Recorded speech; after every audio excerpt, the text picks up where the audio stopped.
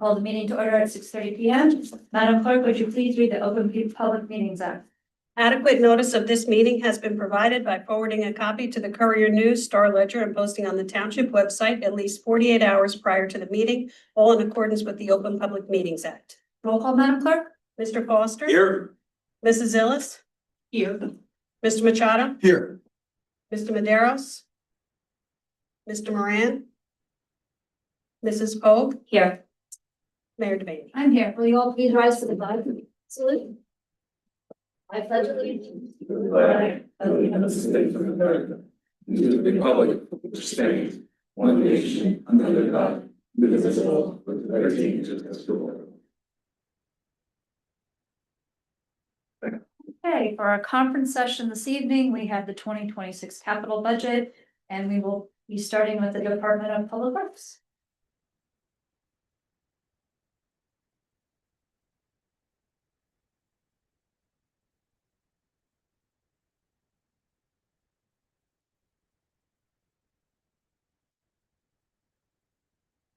Good evening. Does everybody have a copy of, okay. For the benefit of the residents, would you just My name is Don Cacerio. title? I am the Assistant General Foreman for the Department of Public Works here in Berkeley Heights. Thank you, Don. So first request for the 2026 capital. We have requesting $300,000 in waterway flooding mitigation. That we did touch on it some last year. We need more funds to continue on doing that. This would clean out the waterways throughout town, many of which you don't know about are in the woods, but to help alleviate a lot of the flooding problems that we're prone to here in Berkeley Heights. Would that be with Downs or would that be with our staff? Both. Both. So, most of this money, the stuff that our staff would do, obviously, we're paid no matter what. Yeah. This would be mainly relegated to private contractors for the most part, but Downs, but not just limited to Downs. So, next is replacement ride on lawnmower catcher system, 20,000. We're just replacing the aging fleet of mowers. Our newest one now is 12 years old. The other two are much older than that, so we're seeing a rising cost of maintenance. We're spending more on repairing them each year than what the mowers actually work, so we get a replacement and auction off the old. That was gonna be my question. Yeah. He is the master auctioner, Don. Oh, it's actually. Have you done any research into electric vehicles instead of? Lawnmowers? Yeah. Yes, and my opinion is it's just not there yet, just like vehicles. On a homeowner basis, I think they're great. I just don't think they've, as far as the commercial market. And they're more expensive. They're still more expensive.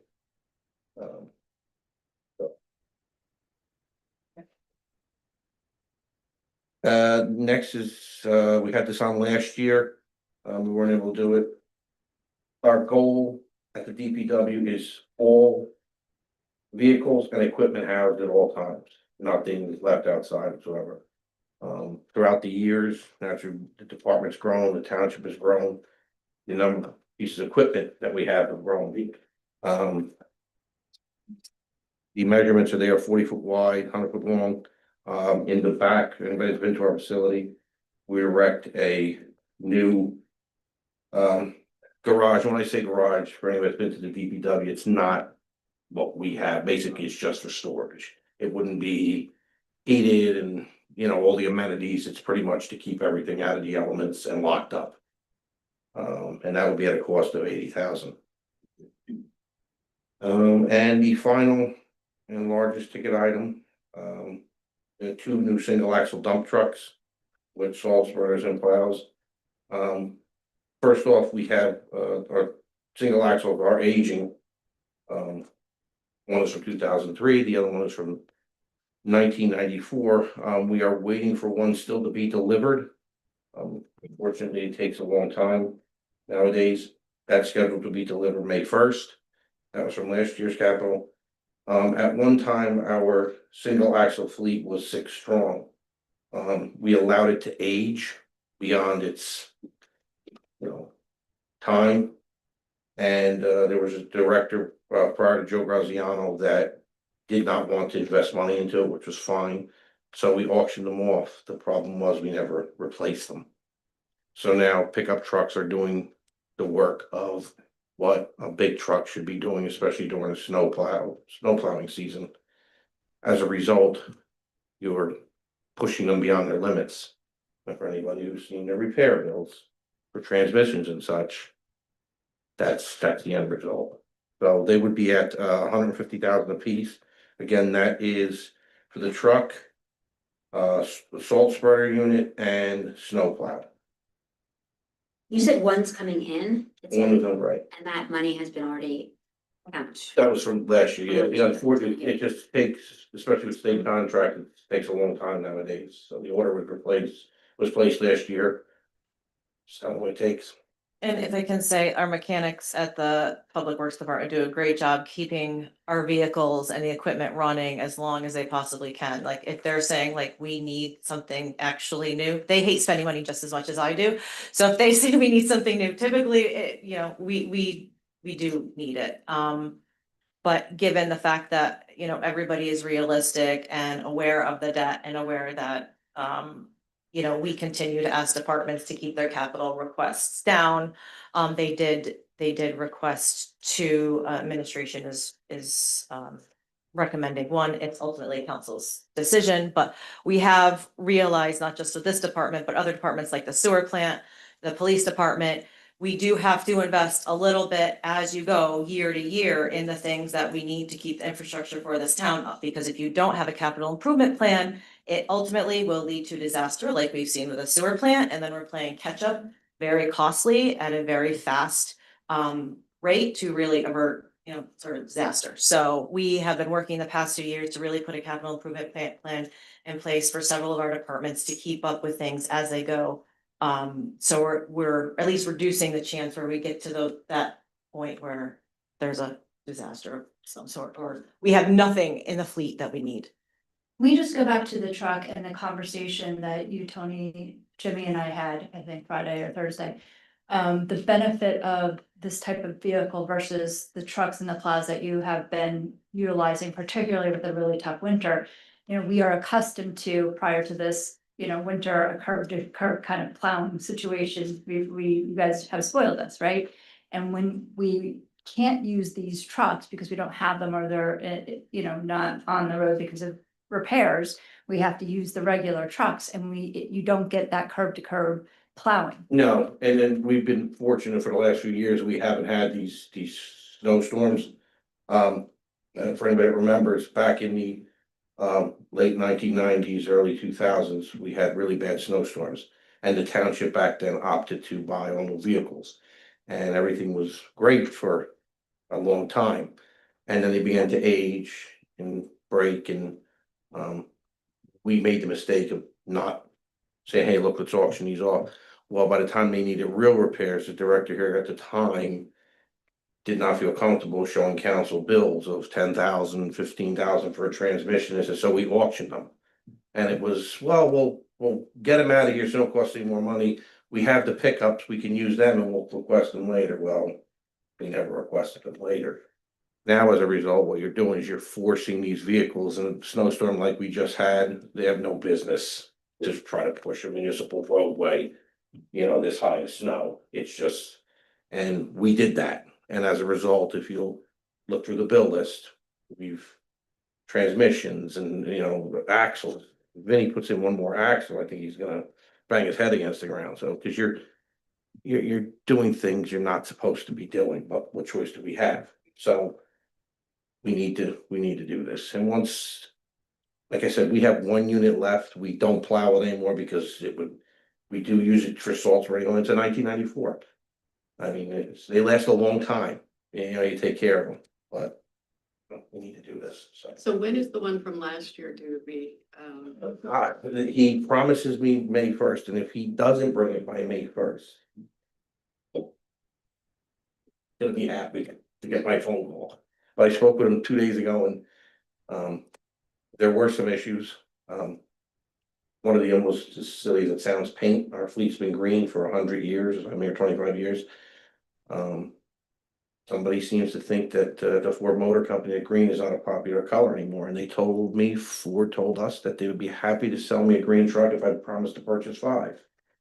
And I said, well, my mayor and council might not see eye to eye with that, so I had to switch to white. Well, not that simple. Ford makes a big deal, so you have a color change, there's paperwork and signing things and 100 different papers later, and okay, now we can sell you a white truck, so. You know, that delayed it a good 60 days, that delayed it, almost 60 days. So that was. So they're going into next winter. We will have that truck. That truck. we will have. Hopefully, we are done with snow this year. Oh, you said it out loud. Green says. That's good. So then we'll have one new truck. We have one new truck, we have one from 2003. We have 2 larger, well, we did was when we purchased the garbage truck. We had more money we needed, so we purchased a snowplow for the emergency. And the emergency came. The problem is, you know, you're bringing out the atomic bomb. It's like, you know, it's overkill then, you know.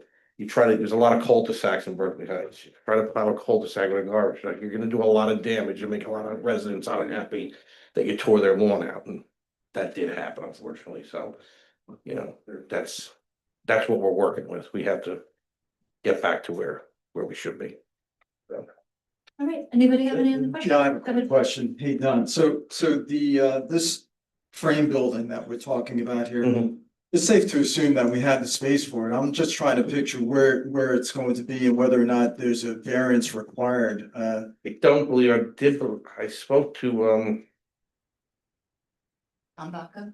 well, it might not have been Tom. This is, we've talked about this for years, Joe's, and we're good. This isn't really a garage. Okay, they don't have garage. Is it This open is air? fresh. I mean, there's No, yes and no, so it's. This building's made of metal.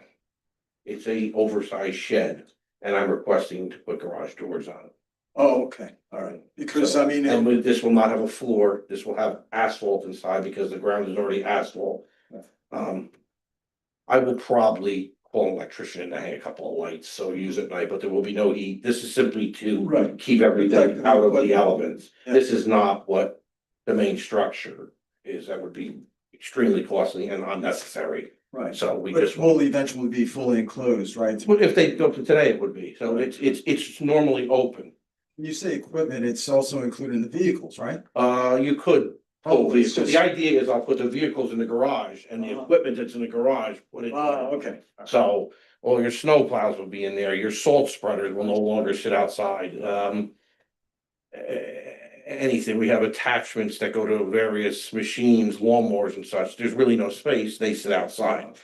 We try to put them under a tarp, it does nothing but make a nice home for animals, and we have that problem, so that's what the goal is here. Thank you. All right, we got it. Any other questions? Thank Thank you, Don. Appreciate you. Appreciate it. Is Alan here? Yes, yes. Oh, sorry, Alan, I didn't see you in the back. Wastewater treatment plant? Hi, is that now this?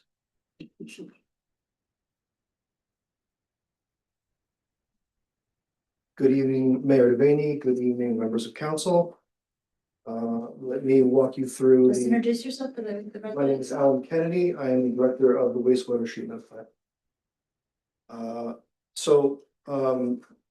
Let's start with the first 2 items. The first 2 items pertain to the same work. That's PAA pump and PAA building repairs. Very basically, we use peracetic acid or PAA to disinfect our wastewater. Early in 2025, we put online a newly constructed peracetic acid chemical delivery system. In July of last year, that system failed catastrophically.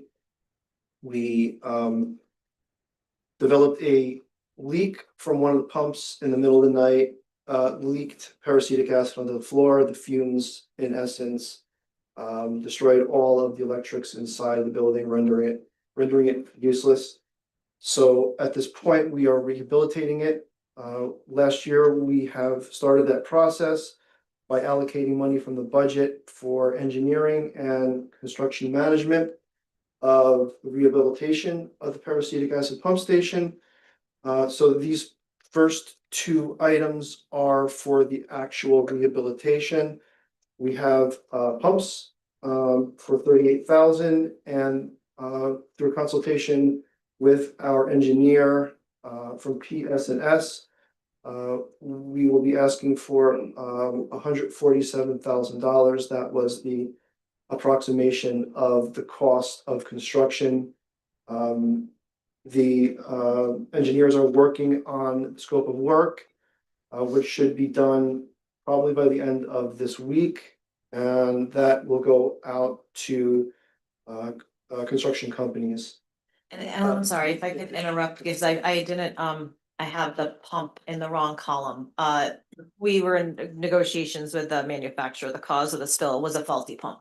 So it was the company who supplied the pump. So they're actually going to give us that pump plus two extras, believe. Jesco will be giving us two pumps, and in addition to that, they will be giving us a better price on the new pump skid. So they'll be paying for that, so we won't have to. Oh, so the PAA pump is. Take off the 38, and it yes, should be- yes. Take out the 38. That should be. Yes, yeah. So when all is said and done, one of the two current pumps are still usable. They will be providing new pumps free of cost, so we will have extra pumps on the shelf should we ever need them. Item number 3 is pressure relief safety valves. So this pertains directly to our our digester tanks. So we have 3 digester tanks. I believe last year we replaced one of the pressure relief valves on the secondary digester. We have 2 digesters left. On those digesters are pressure relief valves or safety valves. Very, very simply, whenever the pressure gets too much for the tanks to handle, the pressure relief valves open and vent. That's an emergency. These valves are on these 2 particular digesters are starting to age.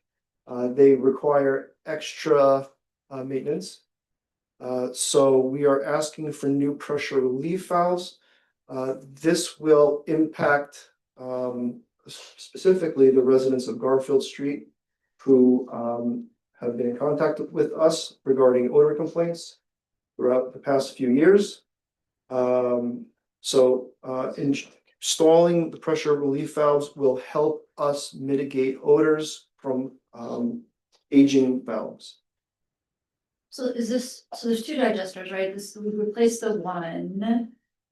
Is this a backup or the plan is to replace the second one too? So we have 3 digester tanks. We've already replaced pressure relief valves on the 3rd tank, the smallest one. Right. And now we have the 2 larger ones, the primary digesters. Those are operating with older valves that we have to constantly go up there and replace the gaskets on. We have to do all kinds of gas testing on it. And on these 2 particular tanks, primary digester number 1 and primary digester number 2, we will be replacing all of the pressure relief valves. So we'll be ensured to have the most updated technology on those tanks. So just because for the benefit of everybody here, I can get the complaints. I mean, to be ahead of that, and for the sake of those residents and not wait another year and try to do it later and have them live through another summer. Strongly, the budget is the council, but I strongly encourage you to consider that one.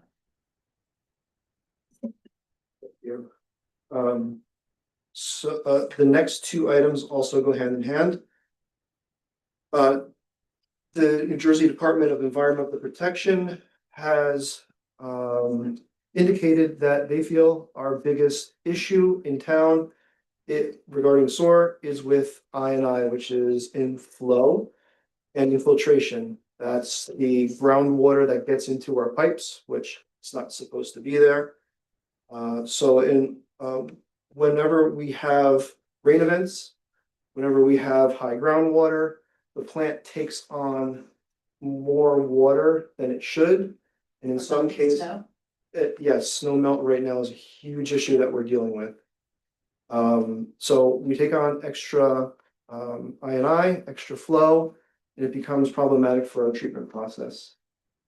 So in order to counteract that issue with I&I, over the past couple of years, we have instituted 2 I&I studies, and you'll see the next 2 items, 2026 I&I study, Connell, and routine cleaning and CCTV work. That will be the basis of our 2026 I&I study. So the first one is very important to note.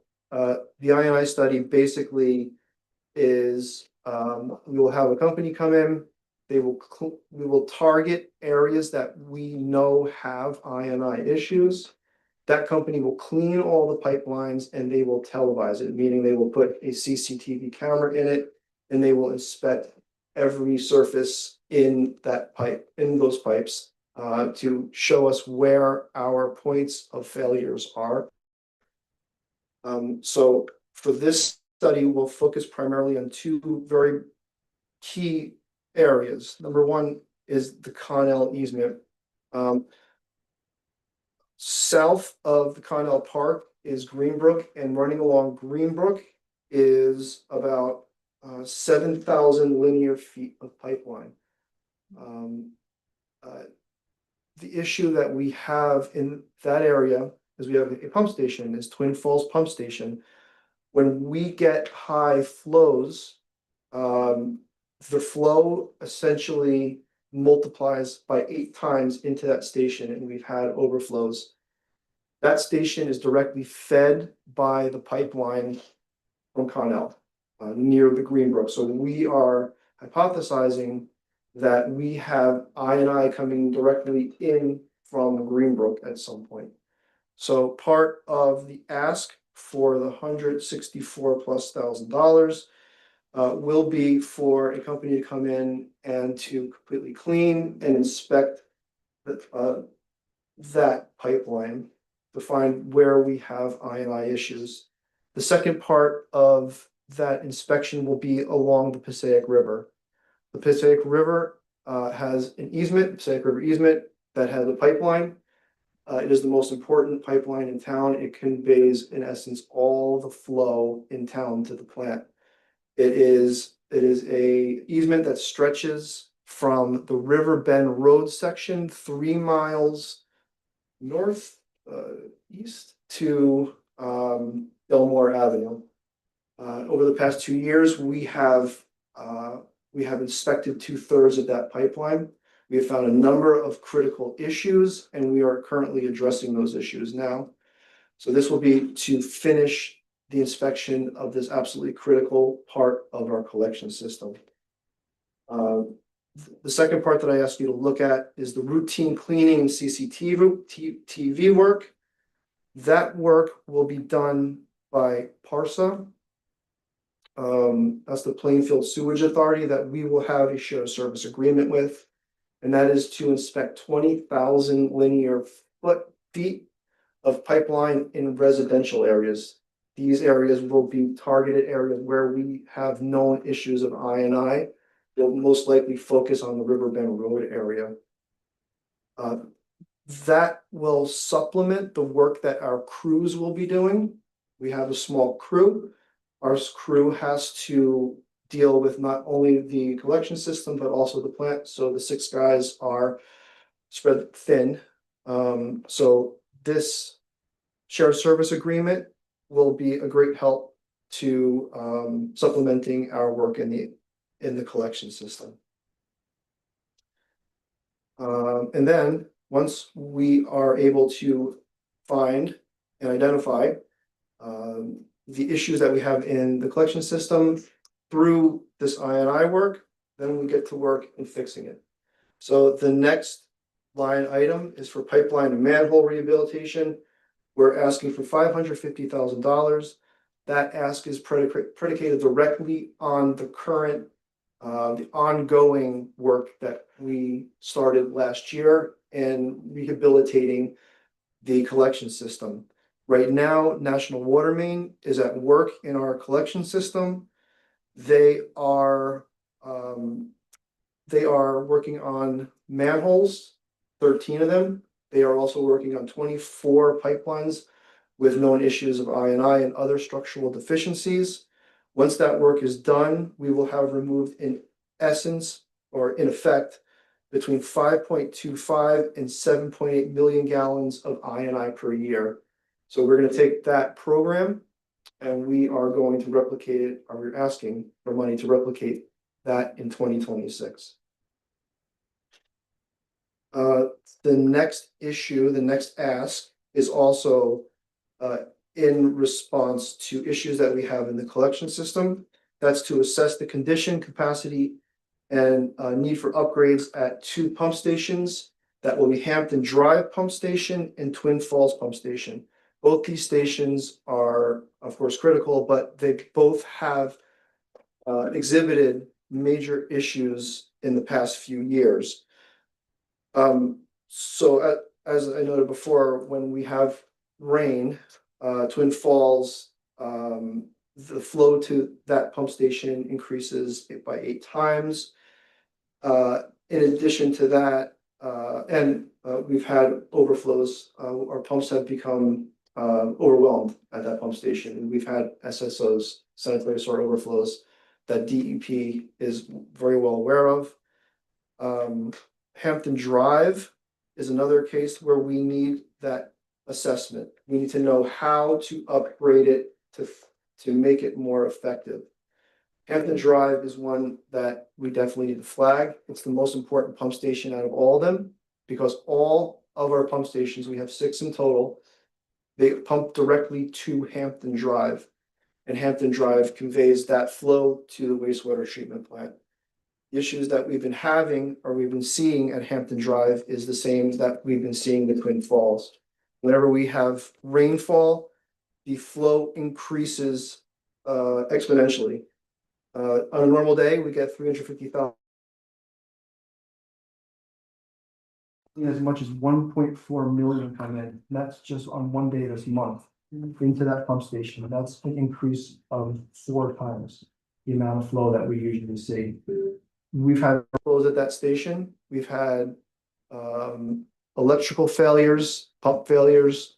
So we need to have professional engineers come in, put eyes on the station, and tell us what we need to do to upgrade and make that station more effective. The next item is for switchgear, switchgear upgrade. At the plant, we have electrical switchgear. It essentially takes the current that the JCP&L, the electric company, gives us, and it converts it into usable power at the plant. That switchgear is well over 40 years old. Our engineers have noted that it has exceeded its expected useful service life, and we're on borrowed time. If we were to lose our switchgear and generator, it'd be catastrophic. We would not be able to pump wastewater at the plant.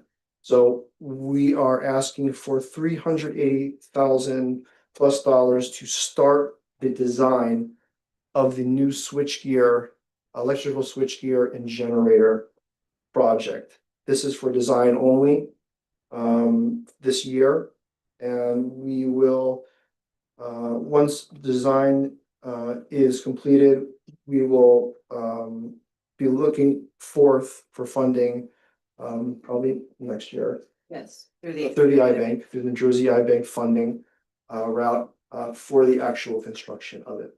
Could be we're estimating a $6 to $7 million project. Yes, and 6 to 7, $6 to $7 million. Not 67, not that 6 to 7 is much better, but in our world, but yes, 6 to 7. The next 2 line items for Hampton Drive go hand in hand. That's for Hampton Drive Force Main design and Hampton Drive Force Main construction. So this is also connected to Hampton Drive Pump Station. Hampton Drive pumps its wastewater up the hill and it pumps it into a critical pipeline. It's a force main. It's a force main that's always under pressure. The pumps are keeping that pipeline under pressure. It's pumping it about 3/4 of a mile uphill to the top of Plainfield Avenue where it discharges and it flows through gravity back to the plant. The critical thing to note here is that pipeline has failed 4 times since 2018. Failed in 2018, it fell in 2022, 2023, and last year in 2025. We've had major spillage because of those failures, and DEP obviously is aware of that. That pipeline has failed for a number of different reasons. It has failed, we've done studies on it, and we've found that stray current is one of the reasons that it has failed in the past. The last time it failed was due to a brittle condition in the pipe. So we are currently asking for money toward the construction of a new pipeline. Through consultation with our engineers, we have an estimated $2 million for that project. This will also be through an iBank grant. One second, sorry, Sure. that's just because my columns are messed up on what he's looking at. The money for the design through Neglia has already been authorized. We are not going through the iBank for this because it will take too long, and quite frankly, we can't risk it going another year and letting this project go. We have to do this year. This is also an estimate. We will not know exactly how much the project is going to cost until we go out to bid. This project, as well as several other projects which are in blue on your sheet, are part of a state grant we applied for. I believe it's 80% grant, 20% loan forgiveness through a sanitary sewer overflow grant pot of money, which apparently not too many people know about. So we're 75% sure we are going to get this money. We are just not sure when, and there is a chance that we might not get it. So this is, we applied for over 4 million. We're really hoping for at least 2 million. So if we get that, we're really hoping that will cover the cost of this. So this should not be in the iBank column, it should be in the grant. It's in the grant or OSG column. OSG. Blue, right. So OSG it is from an iBank project, but it's the reverse. of It's what like it through the usually is. iBank, but it's more grant. It's through the same It's the reverse. funding almost, it's agency. like, yeah, Yes, exactly. 80/20. 80/20, correct. Okay, so if we don't get the grant, Yes. then are we okay putting this in the iBank or would we borrow for this? So we can, Diane might be able to explain more. So if we do not get the grant, the thought was we will do another bond ordinance when we find out we do not get the grant to do the projects that are currently that we included in our application. We didn't want to add that and we didn't want to borrow that money now if there's a 75% chance we're going to get this grant. It didn't seem to make sense to go that route. So we'll do a second bond ordinance borrowing that money if we And have then we're to. comfortable with those numbers. Again, I'm dying. Because they may say we only need, if it's an 80% grant, when we only have to come to you, say, for 20, 200. For 10, 20% of that, we'll write the ordinances such that it describes the project and puts in all the needs, once we have a little bit more, but we know it's coming. We don't necessarily need to do it. You know about the grant. I don't know. I'm working through that process now. There's a lot of paperwork, environmental reviews they want us to do, and it's, What does it do? I already applied. Okay. Yes. So Wednesday, is this on a list of things to talk to the governor's office about? I think so, right? They have a Yes, general let's idea just to put find that out on the when, list, yes. because of the budget and the funding, yeah. They seem to really be prioritizing projects like this to reduce the INI in the sewer systems, to reduce the overflows that towns are having. And hopefully the fact that not too many towns seem to know about this money that's sitting there will increase. Great, because the county's not getting their infrastructure, wasn't a Right. huge amount, but we're not gonna get that money this year. So this that we're talking about is the sewer main or it's the pump? It's a force main. Big pipe. It's a big 10-inch pipeline, 10-inch diameter that runs from the pump station on Hampton Drive. It runs the length of Hampton Drive to Plainfield Avenue. It continues up Plainfield Avenue. It empties out up by the gas station on top of the hill. This might sound like a stupid question. Is that usual to do a force uphill against gravity? That's what it's designed to do, yeah. It's usual? Yeah, this pump stations, most of the pipelines in town are gravity, so you just put it in the pipelines and it flows downhill. But everything on the south side of, we'll call it Mountain Avenue, it has to get pumped up the hill. It can't flow from, we'll say Twin Falls Road, or Carnell, Park, by gravity to the pump station. So you have to pump it up the ridge, let it discharge on top of the ridge, and then it flows down the hill. So force mains are used to lift the wastewater. That's why they're sometimes called lift stations or pump stations. So the pump stations pump the water into the force main, and the force main conveys it up the hill. Thank you. You've taught me a lot about sewer systems Okay. in this couple of years, yeah. Thank you. Just real quick, that new pipeline will be running parallel to the old one, right? I get, I'm assuming. No, yes and no. Yes, it will be running parallel, but one thing to note is the current pipeline, it's a cast iron pipeline. It is actually on, if you were to go down and dig it up, you'd have to go onto the residents' front lawns. So it runs underneath the front lawns. Wow. We're asking our engineers to put it under the street. So if there is catastrophic failure again, it's under the street and not, you're not destroying someone's front lawn. That's the first thing to note. The second thing to note is we, just as a side note, the old one is cast iron. We're asking for PVC to counteract the maleffects of the stray current that's in the area. Thank you. Yes, sir. Last two. So various projects with rapid pump. One thing to note is, we've talked about this before, is the plant is aging and has a lot of aging parts, a lot of old pumps, a lot of old valves.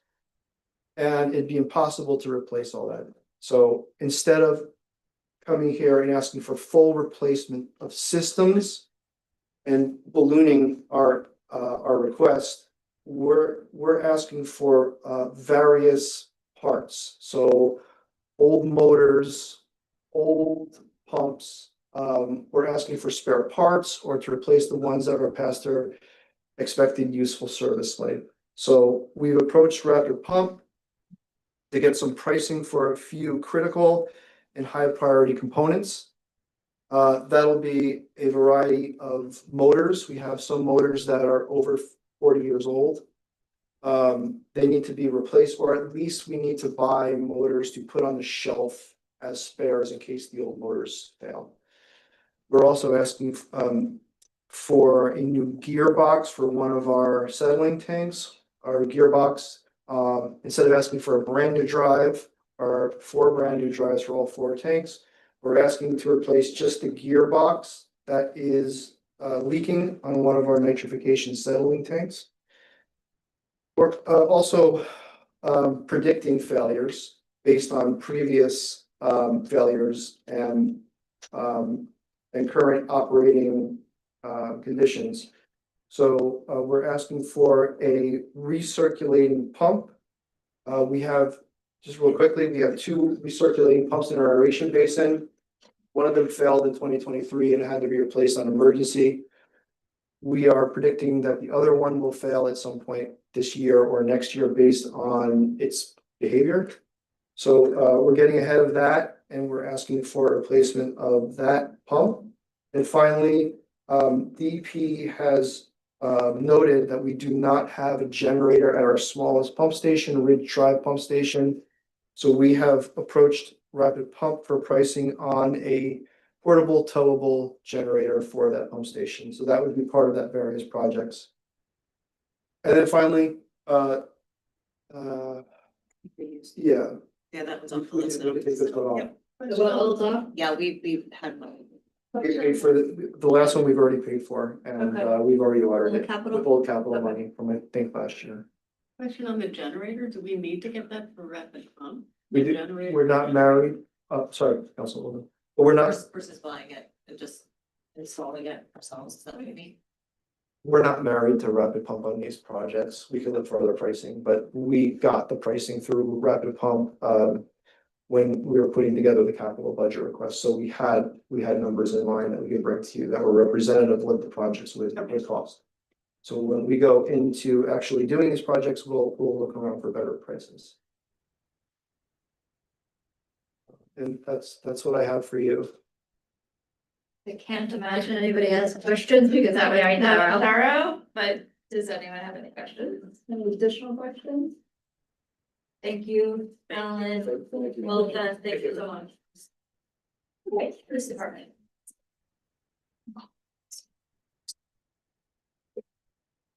Hello, everybody.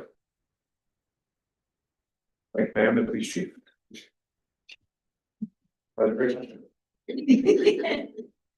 All right, these vehicles are annual two that we get every year. I'd like to remind everybody, there is a revenue source that comes from these vehicles.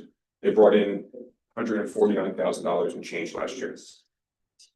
So where we're asking for 170, we did bring in 150 last year. We did increase those fees last year, not to get off topic. The vehicle fee that hadn't, so. Any questions? We rolled two off already. One went to DPW, one went to zoning. So the revenue that you generate nearly covers the cost of 2 cars. Correct.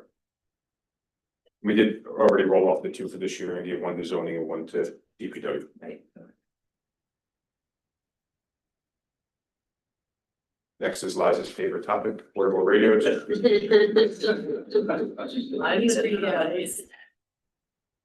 So we have to prepare as a municipality to move to the P6 radio system. It's a digital system. We're one of 2 towns in the entire county right now that's not on it. So I'm not gonna come here and say I need the entire department to have these tomorrow, so all I can do is chip away at it and get a little bit each year. These portable radios have cellular capabilities. So where right now we could be in a building where there might not be radio reception, as long as there's cell phone reception, it'll go to the cell service. Ultimately, we get AT&T FirstNet to install cell phone boosters in buildings if they do not have cell phone service. If I buy the program through FirstNet. How many radios do you get for 73? 5? So 7. Right, so if the new digital radios are going to cost $10,000 a piece, then that's not just PD, that also We have an idea. like struggling with this $10,000 a piece, and then there was a retro, there on the bill list was a retrofit of a car, 2 cars, because they needed the new radios and the brackets and the something else, and that was some crazy amount of money. Yeah, Not was that I some- give Liza a hard time about radios all the time, but this is one of mine.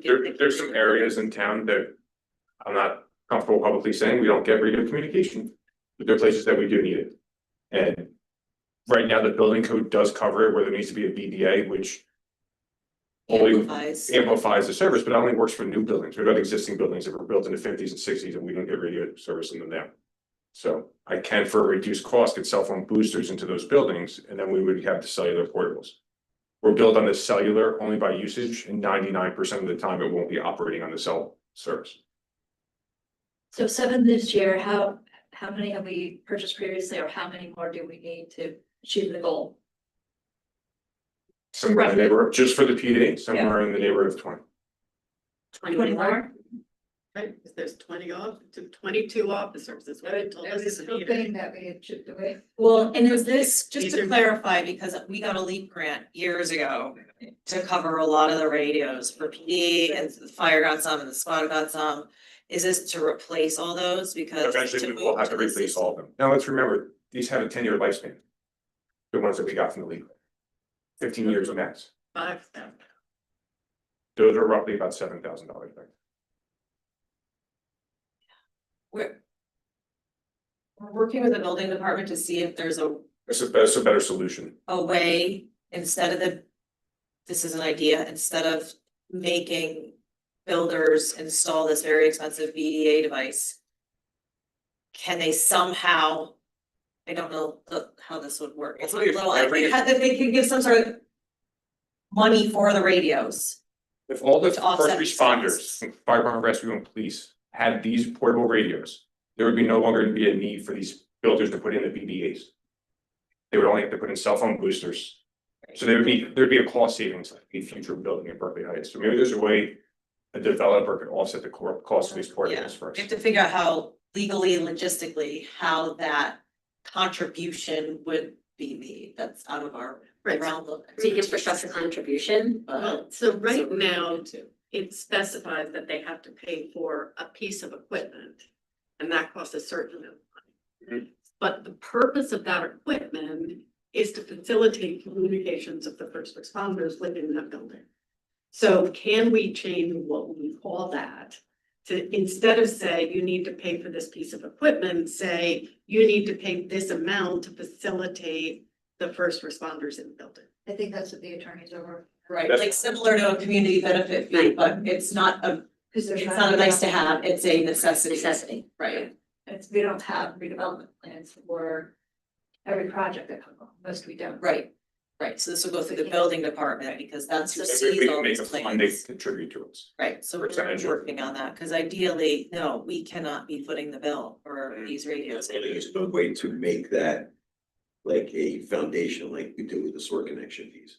You can't make this, that kind of setup. Don't know You yet. have to contribute to this because you're We're hooked on trying, that. they're researching it. and Yeah, We're yeah. researching that, we don't know the exact mechanism. It's a good idea in our heads. Yeah, It's trying to figure out how it would work in reality, so we have to talk to the I attorneys. appreciate the out of the box thinking. It's Frankie's idea. I appreciate it. He's got some good ideas. Warren Police just went to these, they bought them for the whole department, $400,000, but communication is important. But because the technology changes every few years, we can't keep buying. Can't keep up. We can't, not for all of our first responders. This is stuff that's pretty much required by the counties, the Surround County Dispatch. So eventually everybody's going to be on the PSA. Like I said, we're one of two that are not completely on it right now. So. Who's the other one? I was thinking the same thing. Okay, That's Clark. does it, based on their technology, will that work better up here because we're up on the hill? So basically, anytime there's a power failure right now, anywhere near Lucent, there has to be a generator brought up there. We'll lose radio communications. That will no longer happen with this interoperability. We can't communicate with Warren and Longpole right now. We will be able to, it's better. It's newer and it's better. Dave was talking to me that was on the radio. Any other questions? Thank you for bringing $149,000. Hopefully it's more this year. Thank you, chief. If I can just interject with something, because I saw that Don already left, and I wanted to say this before any of our other department heads left. I just want to thank them for their diligence. Every year we go through this budget for the past 5 years or so in particular. They've had to listen to us ask to send only their critical needs because we've had to invest more heavily in the sewer plant to get that infrastructure up to speed for safety, efficacy, and permit compliance. Thankfully, we have a great team here at Town Hall, broader Town Hall, who understands this and, they really try to help each other out. They're now used to me coming to them and saying, how much do you really need? Is this mission critical? If it's not, it's gotta wait. Do you have any old capital lying around that you can spend on these so we can take some of the requests off? In many ways, we're still playing catch up with our infrastructure, so we have to make the investments. But we still have to balance our debt and overall cost of the taxpayers, not just for this year, but for many years to come in the future, because inevitably, we have far more needs and finances to fund them, and public finance law prohibits us from raising taxes more than a certain amount, so it's caused us to look elsewhere for funds. This is primarily in the form of grants, as well as federal and state appropriations from our elected lawmakers in Washington and Trenton. Also in the form of shared services, 0 to interest loans from the New Jersey Infrastructure Bank. But it's really only because of these additional funding sources we're able to do anywhere near what we're doing in terms of the engineering and the road projects and sewer in particular. So I just wanted to thank our department heads and everybody who works there for always, really trying to chip in and help us chip away and focus on our absolute needs every year. So thank you. Thank you, Chief Hopkins.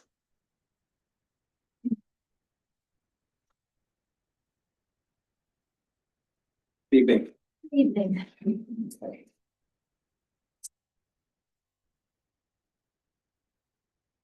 All right, the first item we had asked to be, for the 2026 capital budget was to replace engine 1 Engine one is currently 28 years old.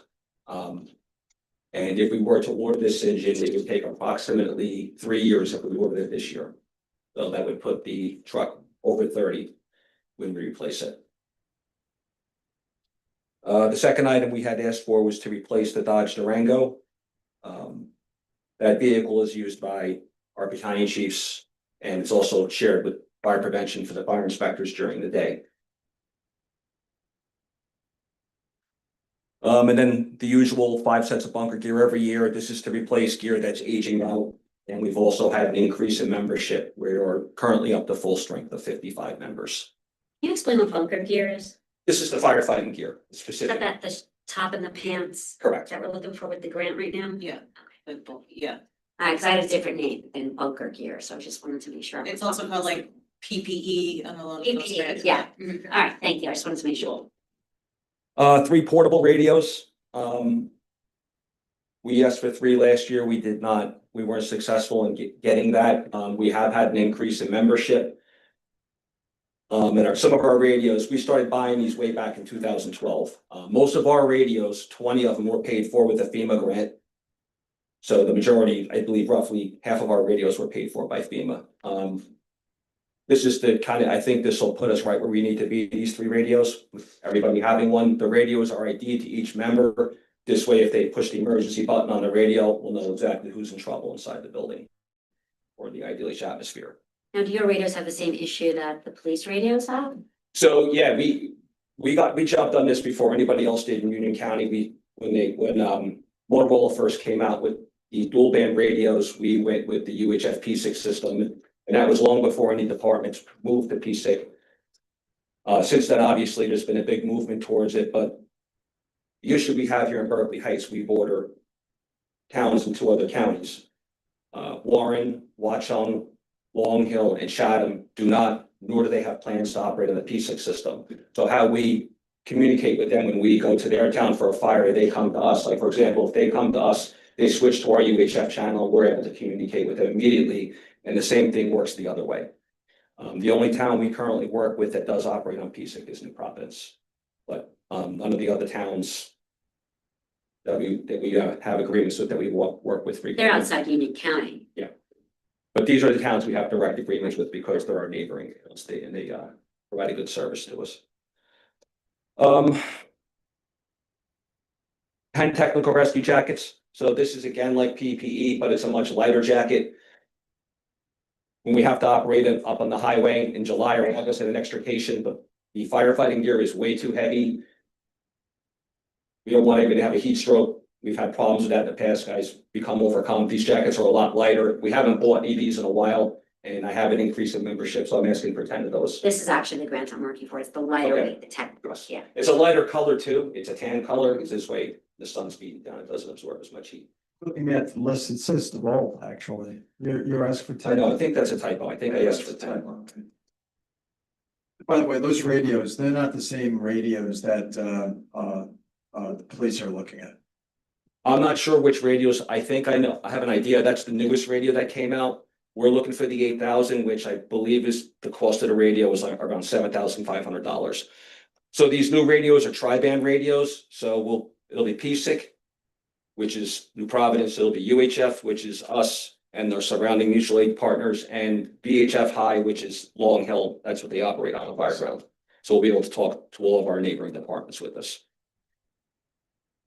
So just a question on those jackets. Yes, If it's 10 jackets, that's $2,000 a jacket? I believe. So, yeah. $1,750. I think it was, I'm sorry? $1,750. Yeah, it was slightly under 2,000. The fortunate thing about these jackets too, they don't have. Typically firefighting gear or bunker gear is a 10-year life expectancy. I extend that by sending it out around 7 or 8 years to get it refurbished, get new Velcro on it, get any holes patched over. So we're pushing the life sometimes to 15 years, maybe more. These jackets don't have that life expectancy because they're not used for firefighting. And also just to note, so the bunker gear, Jim, lasts, is about 5,700 per set, right? 500, yeah. So just So I for guess comparison that, of I'm others. just trying to wrap my head around Mhm. how the bunker gear can be A single jacket is half of what the full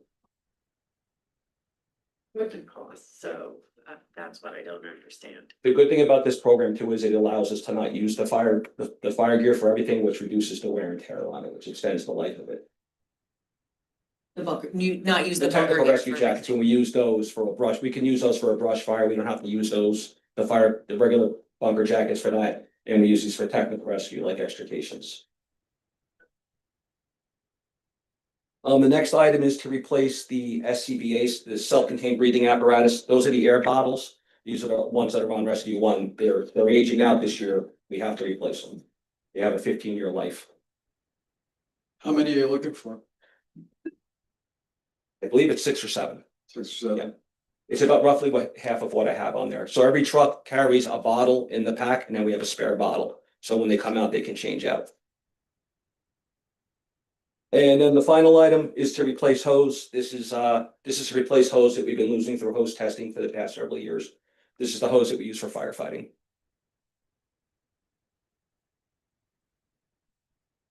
Anybody have any additional questions? Thank you. Thank you. Good explanations, Jim. Our engineer's in Florida, where I would like to be right now, so I'm going to go over engineering. We have the Mountain Avenue sidewalk project, which everybody's very excited about. We have a $1.275 million grant to pay for that. We are requesting $195,000 additional to pay specifically for the construction management portion of the job. Because this is a federal grant, there are certain restrictions as to what that money can be used for, and you have to go through a whole federal process to choose the construction manager if you choose to use the federal money for that purpose, which could then increase the price because you have to go through this process. So it's better if we just fund that portion and use the entirety of the grant money to go toward actual construction.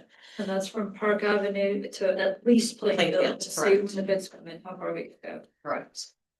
Snyder Ave sidewalk project, we are still waiting for DOT approval for this, but we already have grant money for this. And we have some money also in capital that we budgeted a couple years ago, so we should not need any more money for this unless costs come in ridiculous amount more than we anticipated. We also do have some old path and sidewalk money, so as part of this project, we're going to extend the sidewalk from where Bank of America is on Snyder and run it up to where Snyder intersects Ferndale, create a safe crosswalk for the kids that almost get run over all the time, including my own kid going across that road, so that they can get to Snyder safely, because these kids are not gonna go all the way up to the intersection of Snyder and Springfield to cross the street. When they're cutting through the Stop and Shop parking lot, they're going to Snyder, like in masses often.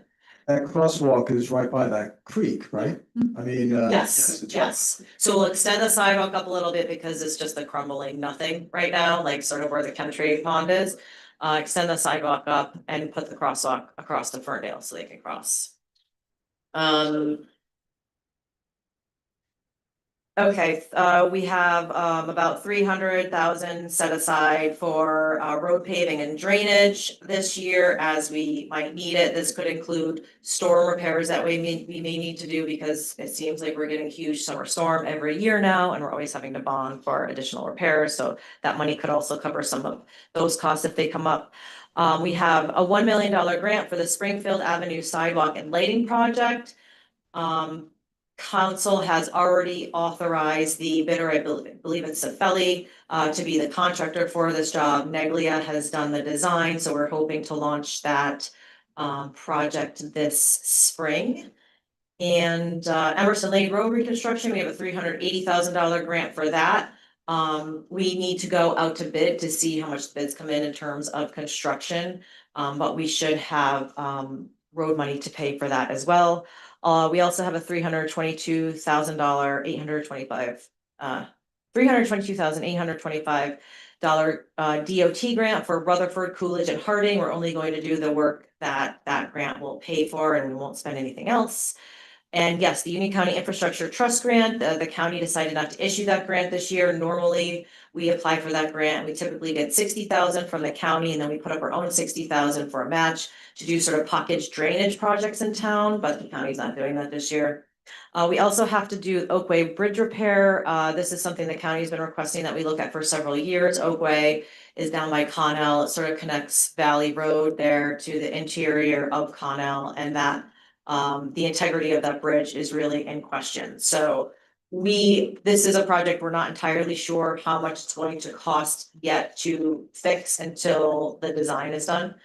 And then MS for stormwater permit money, this is a yearly budget allowance there we are putting forth so that we can fulfill the requirements of our DEP to do MS4 stormwater permit. We have a phase 2 watershed inventory report due 2026 this year that they are working on. Phase 1 was submitted late December 2025, and the state is still reviewing. They likely will come back with revisions. Also in related to stormwater mapping, the mapping was submitted last year as well. It was preliminarily accepted by the DEP. The stormwater mapping that we now have to do every year requires field surveys as well as mapping out where all of the inlets and whatnot are. So this is an ongoing project that we do have to invest in every year as part of our DEP permit. And finally, the Sawmill Stormwater Project, we are not asking for any money for this. We are paying for this with a 2.5 million federal appropriation that we got, a combination of a 2021 or 22 $500,000 appropriation from former Congressman Malinowski, and another 2 million we got about 1 or 2 years ago from Congressman Kane. The EPA, federal EPA is allowing us to combine those two. So that should pay for what we're calling phase 1 of the West Side Drainage Project, which is focusing on the sawmill portion. Essentially, this focuses on increasing the pipe size and the repository for the water at the bottom of the hill, down around Sawmill, Arden, and Hillcrest. We're going to see how effective that is in accepting, handling, and allowing for this water to absorb into the ground. Hopefully, after we monitor how effective that is and how well it's handling the water coming down the hill, that will help better guide us in the rest of the design for the rest of the West Side Drainage Project, which could be another $15 to $20 million. So we're chunking it out. We'll do this phase now that we have funding secured for it without having to borrow any money, see how effective that is, and then figure out how we're going to design the rest of the West Side Drainage based on that effectiveness. Eliza, can you remind me, that Springfield sidewalk project, where does it stretch from into? How far does it go? Where does it? It goes from the new park, Oh, okay, and then, to, It is Plainfield. okay. and then there are some sections that have been done by the property owners. So those don't need to be redone, but it'll be filling in the sidewalk where there aren't existing good quality sidewalks. That's on both sides of Springfield. No, No, it's on the south side of Springfield where there's already a sidewalk. right. And then I think there's a couple of sections where there are sidewalks on the north side. We do have the plans on the Yeah, website and I under looked at infrastructure them. projects, right? We do have the plans up there just in case anybody wants to check. So just to distill this, 10 million, 10.7 in requests, denied about 2 million, so that's 8, 9 really. 5, 6 from grants, right? You're down to 6. 4-ish. I'm just doing this like real quick. Yeah, and there I found a couple And then- errors in my columns, so we don't lose my. And then capital improvement fund, so let's say it's 3.5. So basically, right now, 3.5 million, right? So where are we with our debt presentation? Because I think we were, especially with the debt with the building, which is. So we're going to do that at the next meeting. Okay. Yes, so 10 million total requested, as of now. Recommending roughly 1.8 million in debt authorized. And then we'll talk about, had a 7-year plan of, $2 million a year, then. We'll look at where we are and all of that. Good. All right. Any other questions, guys? Okay, I know you guys have been working on this, so I appreciate you all. Your hard work. All right, so we have a second issue for conference session, and that is the proposed e-bike ordinance, and I believe the chief. You just see it out. Yes. Let's take a quick. Sure, let's take a quick bathroom break, why not? The bathroom. You don't go find her. Or you can start if no one else is going besides me. Waiting for you, chief. Get in there. Let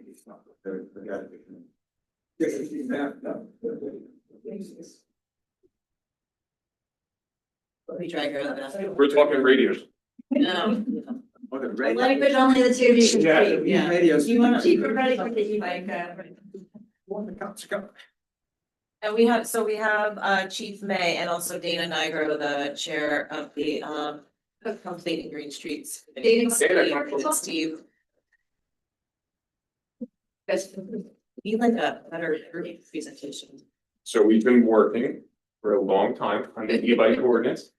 And we're trying not to miss anything, so we're doing the best we can. We wanted to introduce it tonight for conference session. And I think we're ready to go. We met with Julia, who's been helping us with this, and Scott, and there's been a lot of versions of it, and we think we pretty much have it pinned down at this point. And with the weather breaking, we wanted to get on the agenda as soon as possible, but there is a need for this. And the goal was not, so the state already, you guys, you can elaborate, but the state passed a law. The goal was not to reinvent the wheel, but was to personalize it to Berkeley Heights to specifically try to remedy some of the problems we see in town, like kids being unsafe in this shopping center parking lots. And like, okay, how can we address those? So we sort of personalized the state law to. The issues we're having here in Berkeley Heights. A little bit after it, basically, the legislature passed amendment in January 2026.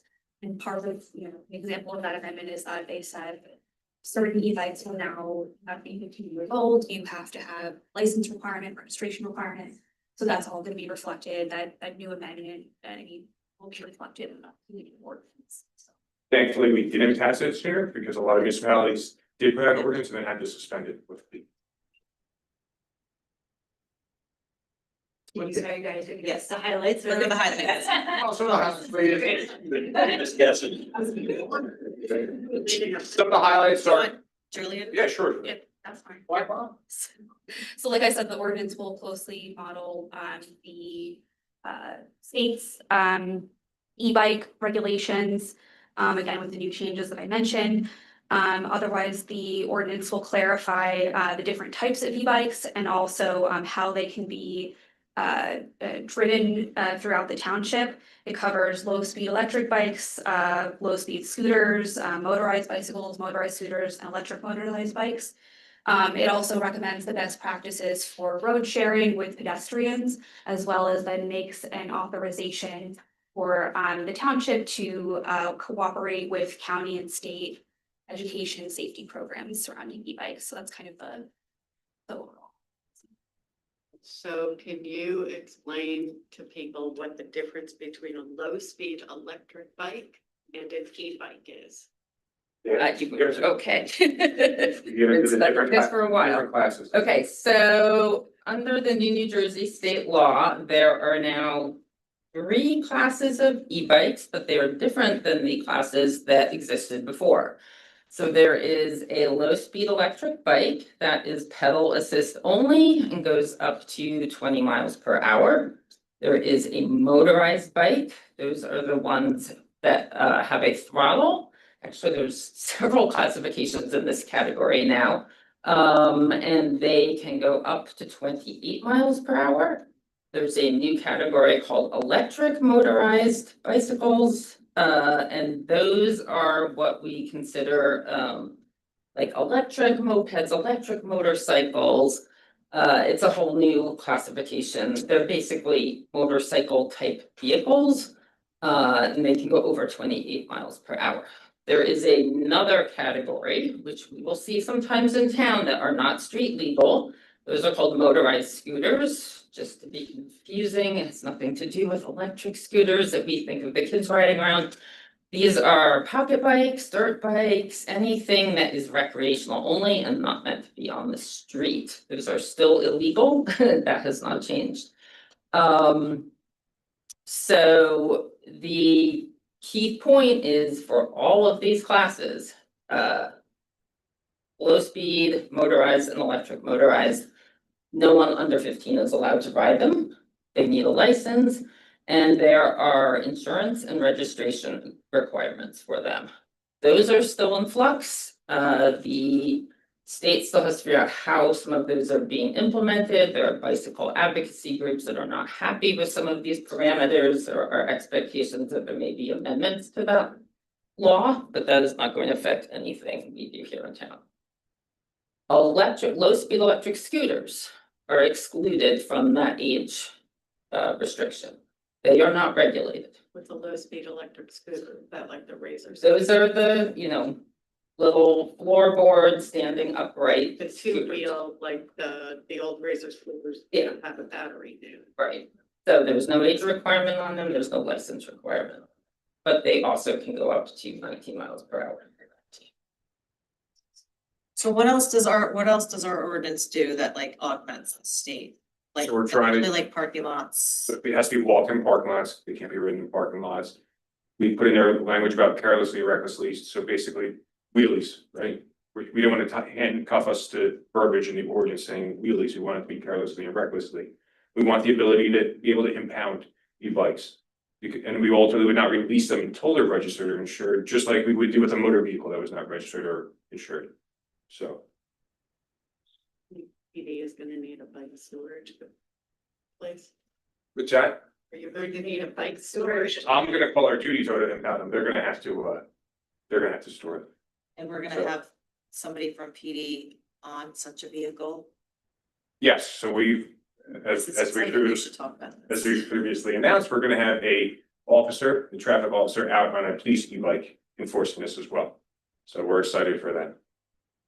We wanted to get this on for the weather. We already saw last week. It was Yes, nice out. I think I yelled at some kids in the Stop and Shop parking lot because I was like, oh my gosh, your kids are the being meeting's being crazy, recorded. totally unsafe. Yes. Then I called the police. But as it gets warmer, we know what's gonna happen. Yes. So we wanted to get this in place so that the police have the ability to do this enforcement and we can help the. Are keep we the kids safe. introducing this next meeting? That's the Is that the goal. plan? And this is going back and forth. We've gone back and forth several times with Complete Green Streets Committee and the police. And so I think you guys are in agreement that this isn't a place where you're ready to. We're 99% give them a ready. draft. Okay. There are some Okay. changes we've made over the last day or two, we're 99%. So is there communication going out to the middle school parents about the fact that their children are not 15 and therefore they can't use these vehicles in county?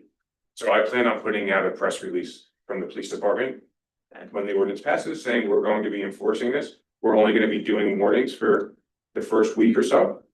And nobody should need a warning more than once. The second time, we're going to actually enforce it with the penalties that we're allowed to in the ordinance. And we could send that to the district and you guys can put it out in your Friday folders or wherever you think is best appropriate to help get the word out. That would be Maybe, great. do a similar conversation at a board of ed meeting. Where, parents are more clued in than they are here. Absolutely. I have information that could go out in Friday folders now in case it gets warm. Because I guarantee you half these parents don't even know that their kids are not going to be allowed to have these legal age. Yeah, or they don't even know that what their kids have now are illegal. Yes, Like, That's been the there's very high specific speed requirements. yeah. Yeah, why not? We'll have to do a big PR Yes. campaign because the goal, we really want to educate everybody. I would like to give- I'm sorry, good. Oh, I was gonna give credit to Woodruff School, they already started education with their second graders.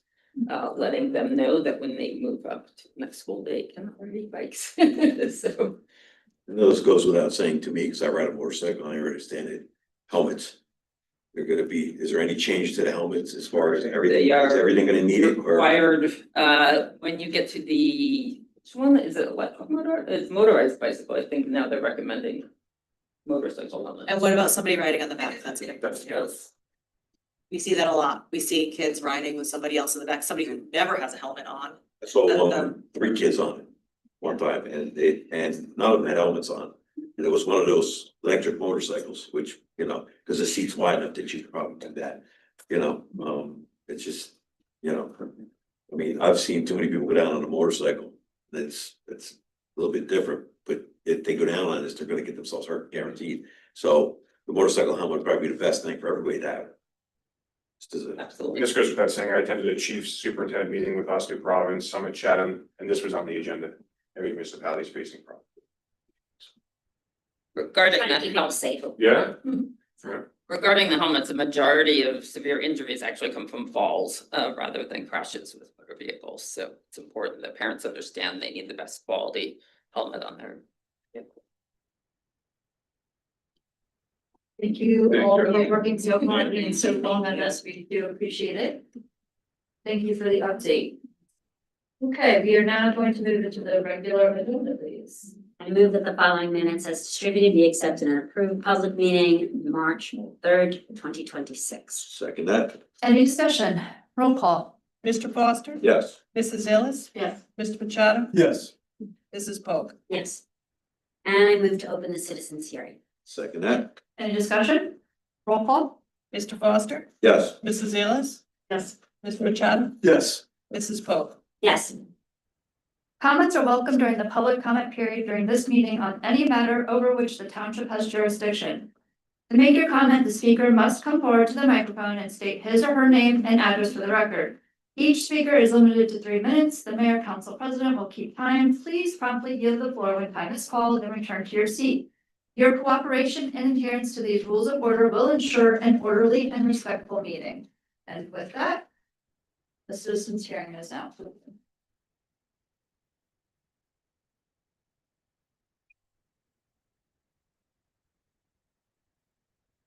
Hi, good evening, everyone. Nelson Sauber, 125 Park Avenue. Wow, that was some presentation about the sewage. I can't help but notice the picture for Connell that's over here. How are we going to handle all of those units for Connell? Related to the Sewage plant. sewage, yes, we're working with the Connell Company, our engineer, our township administrator, Alan came forward, so they'll be required to make whatever updates they need to our system in order to handle the flow. That'll be in a separate what's called like a developer's agreement. Can it handle? Is the facility big enough to handle? Do we have the capacity? Yes. Yes, yes, but there will be infrastructure improvements that are required, maybe, I'm not, a waste flow engineer, but perhaps upgrades to the pump station. I'm sure there's going to be a significant amount of piping that's going to have to be on their dime, constructed. And the 442 units that are going up on Bonnie Burn for Watchung, will that? That is no. That's going down the other direction. We think we were terrified about 2 years ago because they were trying to send it to us, and I said, Oh so my send it God. the other way, but the development, if you get off Drift Road, I think was that the old Warren Pool? Yeah, That is going to be a 200 some unit, that's not Berkeley Heights, but that flow has to come to us. So that flow is also going to go through Hampton Drive, which is what we spent a lot of time talking about, which is a weakness in our system. So we really need to get, in anticipation of that and everything else, yes, that's why those are priority sewer projects, but. one time, I don't know, quick, are all the affordables that we've built filled?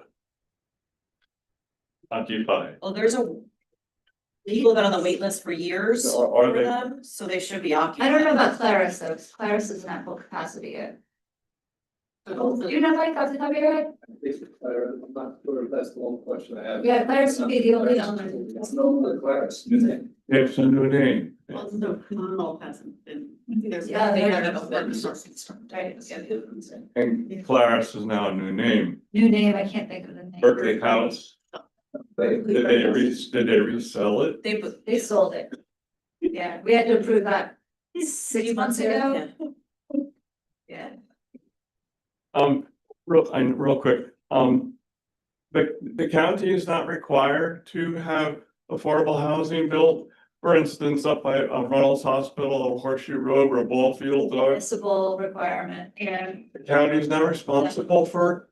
no, just us. It's just us. We're all alone. Anyway, all of this that goes on, we're not considering water. And we know as the environmentalists, things are happening to our country, the water is becoming a huge problem. Yet the folks in Trenton, whoever they may be, are still authorizing all of these units to be built. And how are we going to supply them with the energy that they need? That was all. And we are now at 9.5 million people in the state. And I think I read where we are 1.5 million short of housing. We get a dry spell every summer now. Sorry, I pick up my thought your time. Thank you, though. We appreciate it.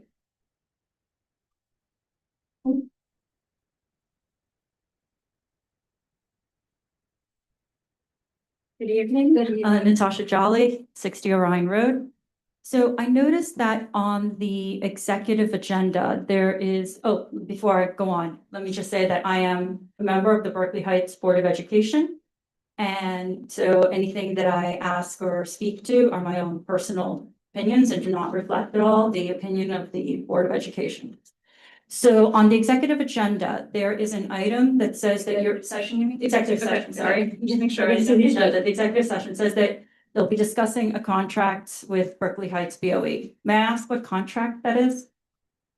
Can you speak to that, as the attorney? Yeah, so the BOE is asking for a contract for us to enter into a contract, so we need to have an executive decision to decide whether or not to enter into that contract.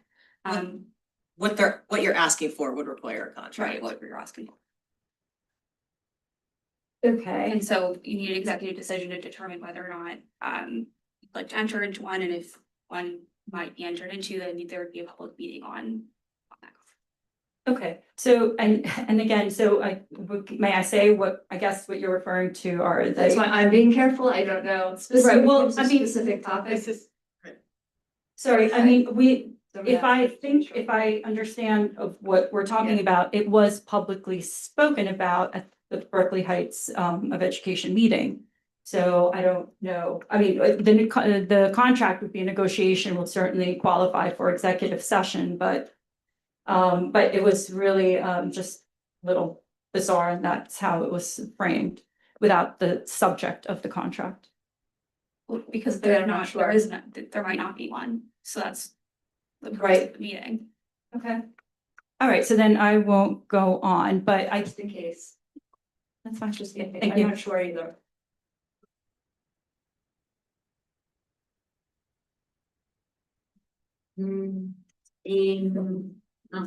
Seeing someone. No chicken side. Actually, no chicken side. No chicken business. Why? You gotta get chicken.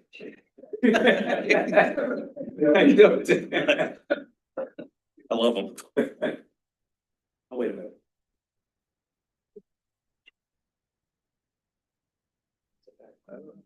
I was at my kid's house with his girl. Just pop the things. That's great. Sorry, guys. No worries, man. I get it. Government nuance, sorry. Trust me, I get it. Oh, you know. Chris Johnson, 6 Chestnut Hill, Berkeley Heights. So just wanted to talk about what Chief May brought up earlier regarding radios. So I work in law enforcement, public service, public safety. There's a lot of scenarios where your radio is actually more important, like vitally more important than even your firearm. So there's a lot of sticker shock when you look at what these radios actually cost now. It's insane. They're only getting more expensive, but electronic components across the board are getting much more expensive. The radio communications equipment that we rely on, it's getting better, but it's more expensive. So I've been in situations where I needed to get a hold of someone on the radio and I could not, and it made the situation a lot more difficult. So just as someone who's worked in the field and here in town, My kids go to school here, my family's here, friends are here.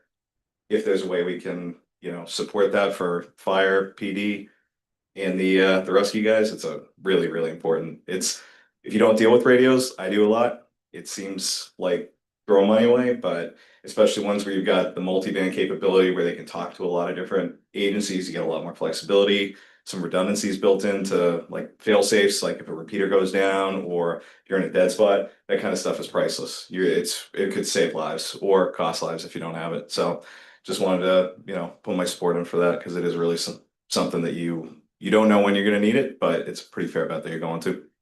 That's all. Thank you for your service.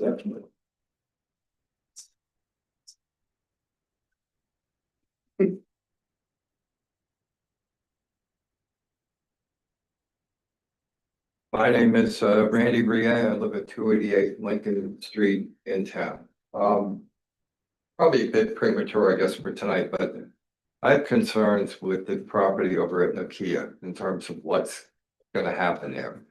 I happened to be at a event the other night and I mentioned to my wife and she thought it was a great idea. Because there is a ton of land up there, why don't we build a situation similar to what Morristown has with the theater? With the what? With their theater, community theater.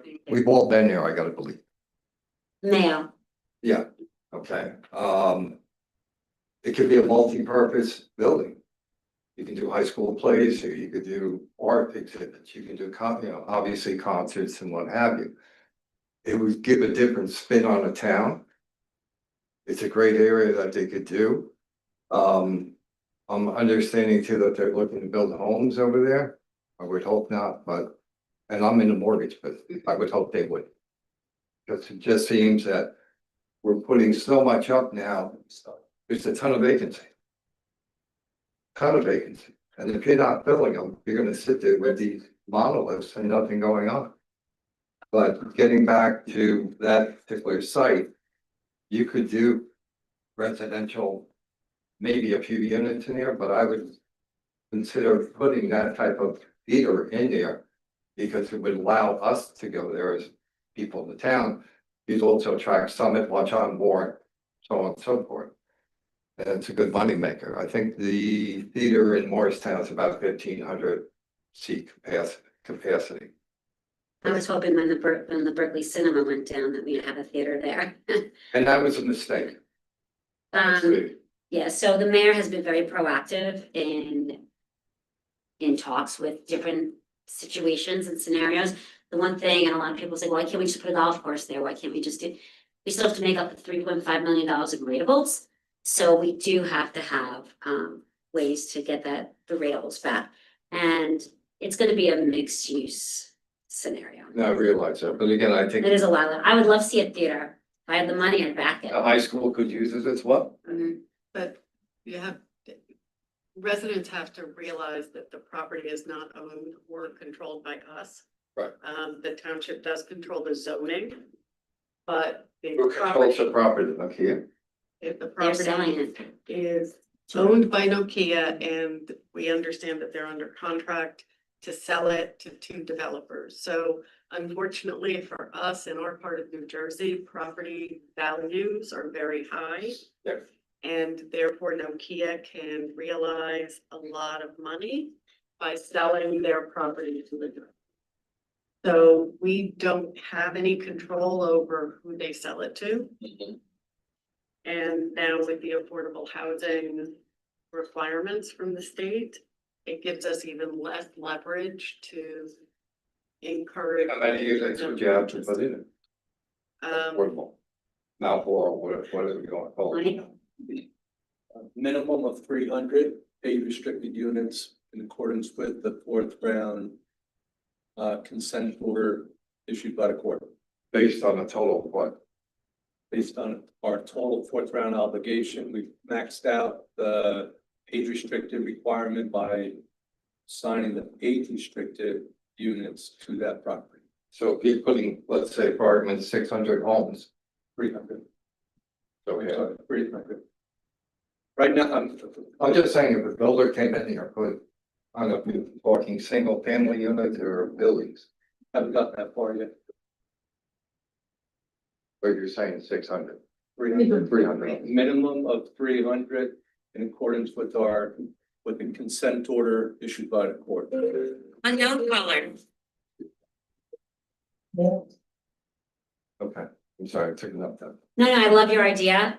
I love it. I wish we had a theater, and who knows what the future is going to bring. Because at the visioning meetings, there were people there in the dramatic arts, so you don't know. It's a great idea. We also wish that the township had enough money to go up there, we can compete with the builders, but unfortunately we don't, because it'll wind up on your back as a taxpayer. Okay, and. Sorry, I don't pay enough now. But you know what I'm saying, it's like, they have a little more leverage than we do, unfortunately. Hey, someone last year that place. Tom Forager, also on the Board of Ed, not speaking for the Board of Ed. My own ideas. I used to work there at Bell Labs, and I don't know if all of you visited, but there's beautiful auditorium there. I don't know if you could make that into a community theater, but there's certainly a stage and a sound system. I would hope that whatever you can do to preserve that. Would. So again, we don't own the property, don't own right, it. but I know that there has been talk with the historic preservation, appealing to them to help preserve some of that space. In the back is an anechoic chamber, Yeah, Yes. which I would also like to see preserved. yeah, I mean, historic Preservation Committee has been in talks with Nokia about trying to preserve some of that stuff, you know, some way, shape, or form, and I'm not sure how much leverage we have, but I'm Well, gonna do you everything I said you're can. doing to get that area done. needed redevelopment, right? Which I thought was gonna give you more control over this.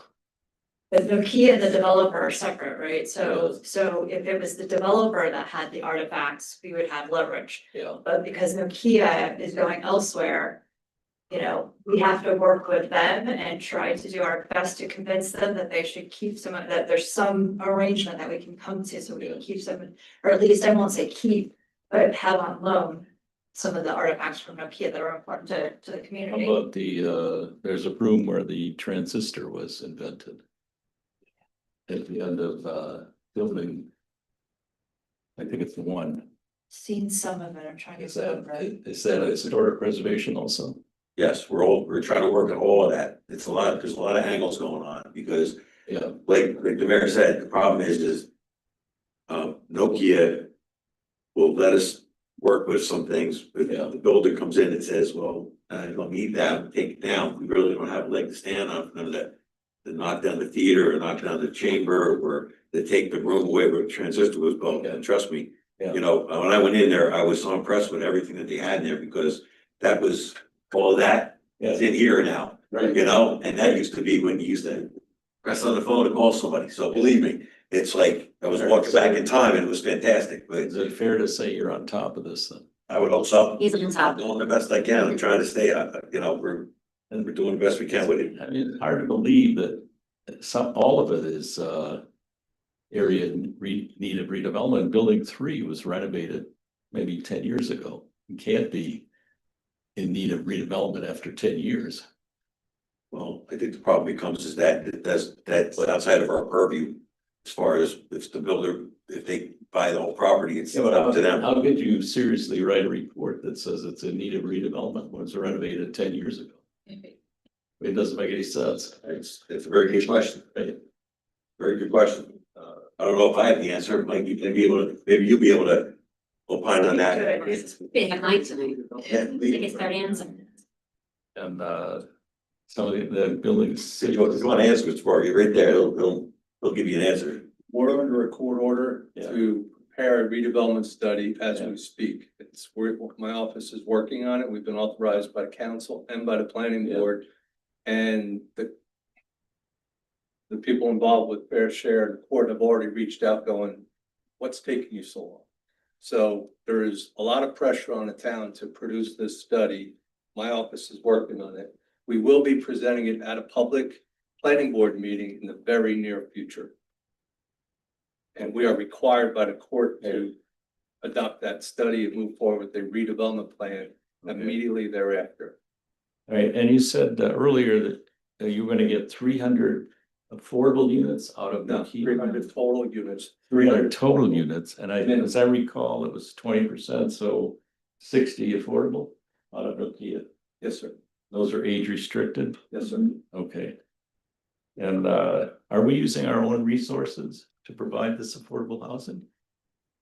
You mean, but I'm just let me, I'm not sure what you're. There's lots of affordable housing coming along in the pipeline, right? Are we using any of our own resources to do that? You mean for the people that are renting, like we have a third party Are we using administrator? any like taxpayer money to do this stuff? The third party administrator is paid Yeah. for out of the township, but I mean, and Mike, The majority of our work is also paid for out of what's called an affordable housing trust fund that is collected over the years through development of residential and non-residential development fees. Goes into a fund, and the township is allowed to use a maximum of 20% of those funds to pay for the administration and work. We cannot exceed that 20% cap. Okay, in the agenda, there was I think there was a reference to that fund at about maybe 2 million in it, is that right? Approximately, I can give you the exact 2 number. million. Yeah. Then there's 2 million in the fund, and Okay. there's a projection of what's gonna Yeah. collect over the next 10 years. Yeah, I looked at that. I don't know how you're investing that money, but it wasn't generating much interest. Right? I don't, I'm Look sorry. at it, work it out, it came out to about 1.3%. I don't know what kind of account, you could certainly do, you could certainly do a lot better than 1. and you gotta have that better. You know, it's sitting in an interest-bearing checking account. Yeah. When the rates were higher, we were doing much better. The rates are declining lately, and there's only few vehicles that we actually could invest the money in those types of funds other than a basic checking. And you put it in a CD. Yes, we can. I could look into earning us a few more How cents. about treasury bills? Can you put it in treasury bills? Treasury bills, I don't think so. And there are 4 types of instruments that have to be under a 1-year lifespan, maturity span, so. Thank you. Just one thing I also need to point out is that there's 30 acres is owned by New Providence. You probably know that. Yeah. Yeah, so I mean, we also have to work with New Providence as well, and they own the entire frontage of that property too. So you have to keep that in mind as well.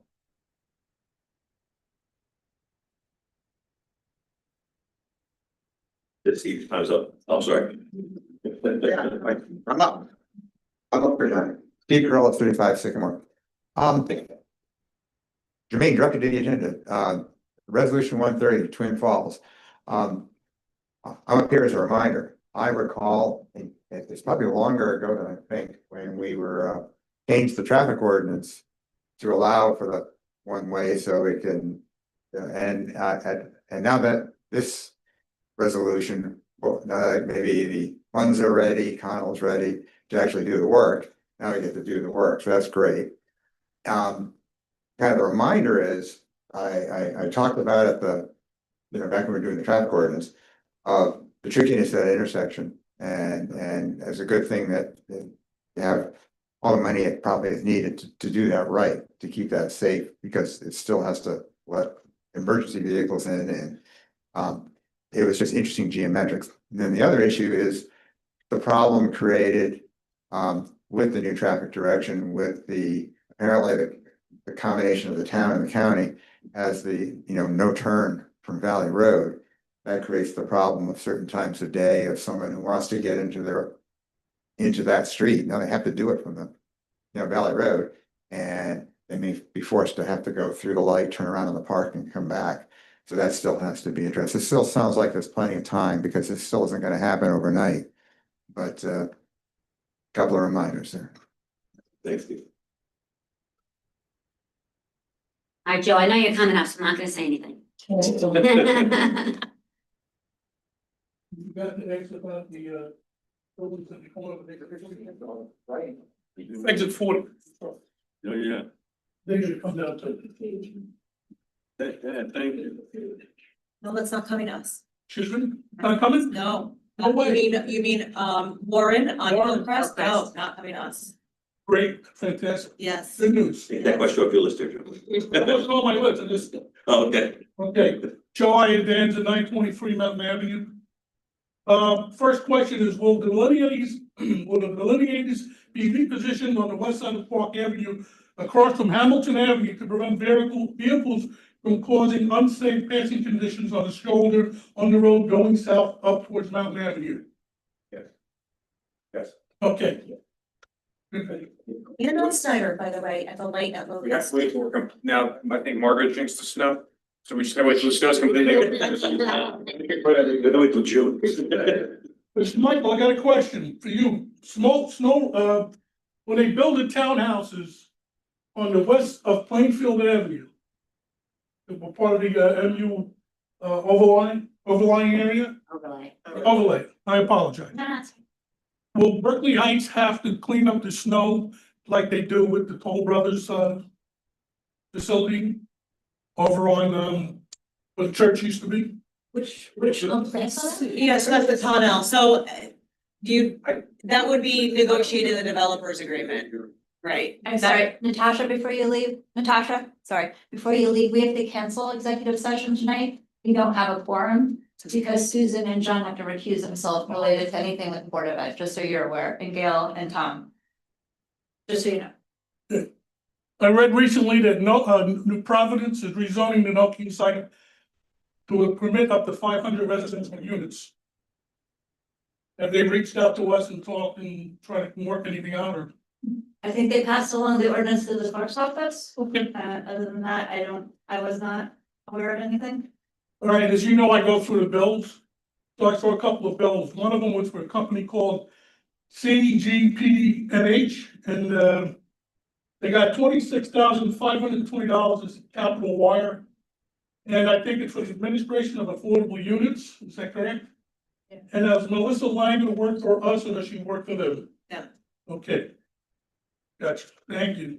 I also saw another bill for $6,000 for Cone, Lifeline, Perlman, and Herman. What was that about? It had no professional services. Lawyer, sounds like a law firm. $6,000 bill, Or it's a thing. Cone, Lifeline, Perlman, Herman, there are professional services, legal fees, $6,000. Oh, yes, I think it is. $6,000? Yes. It's our legal settlement, Okay. settlement. What was it for? The Oprah thing. Yes. Okay, thank you. With all due respect, on October 1st, there was a video produced regarding Lower Columbia Field with the mayor and the then Recreation Commission. On October 27th, I understand she resigns. On October 28th, Berkeley Heights posts the job for part-time project manager, I think it is. Recreation project manager. And then I understand the person that resigned was appointed to that position. So instead of doing it for free, the individual gets paid. Is there any reason for that, She was the best qualified. for the job? Okay, but now we're paying her for something that she used to do for free. Well, she resigned. If it's like a large infrastructure project that township personnel, paid staff should be overseeing. Not volunteers. Not She was a volunteers. They should volunteer. never have to deal with that responsibility. Okay, because one of the things that concerns me is that on or after the first day of May 1957, there shall be formed and established a Board of Recreation Commissioners. And if you go through it on your township municipal codes, basically all that information that you're talking about is covered. Acquisitions and leasing of lands, power to make rules, vacancies and compensation. It just made me wonder, I don't like to see government grow any larger than it has to, but But Joe, having a recreation commission and to some degree a library board who are volunteers, who may not necessarily be area experts dealing with personnel and government nuances, is something that has led to complications and issues. Okay. Government employees should be doing government work. Okay, so now this person has the necessary expertise then, in your perspective, from your perspective. Okay. And the last thing I have is, there's some verbiage in here about the supposed township shall identify a location for proposed 100% affordable site by March 15th, 2026. Today's March 16th. Was that done? That was for the 24 units? That's the land that, Yes, it was done in a letter filed with the court. That's also, it was filed, I don't remember what that, I think it was last Friday. And they identified the township owned property adjacent to and part of the sewage treatment plant. Right, now, is there something gonna be built over by the sewage plant? No. We don't know. Yeah, Okay. way too early we had to identify a site. That's all we had to do in Okay. order to meet the court requirement. Because I just want to remind everybody that we had a meeting here with Sean from Connell, and he basically said, don't worry about it, he would take care of it. Am I correct? Yes. So that could be considered legal and binding agreement. We're required under our consent order, required Okay. to address that property separate from the Connell property. And in the Connell ordinance, there's a default mechanism that should up to, and it's up to 24, it's 0 to 24. If that does not occur, the default mechanism kicks in and the units go to Connell. The impression I got, and I think a lot of other people got, was that Sean made a commitment. That's all I'm saying. But Joe, if he's committing to the affordable piece, he's also committing to building market rate places. So the more affordable he commits to, the more market rate he's committing to, which means more units. So I understand. I think the concern, go ahead. It gives him the ability it gives Connell the ability to have more market rate units than we previously had permitted them. Okay. If we go forward on an all affordable building, then it's just that. It's just those number of units. And then additionally, in the packet, there was, some additional bits. I don't remember where it was, but we're talking about possibly looking at say a group home or something where a bedroom would be a unit in this living environment. So we're not talking about building some big apartment building on Snyder Avenue across from the Passaic River Park. That's not the vision here. I understand. I just remember that someone was concerned that day, and I thought Sean was very magnanimous with his comment. Right, well, he said he's more than willing to do that. Correct. But then it's up to the governing body and the planner to decide what's best for Berkeley. Okay. I got a quick question, maybe you can answer this. In the event that we didn't work out our plans with the state, could they actually make us use, let's say, a park to build?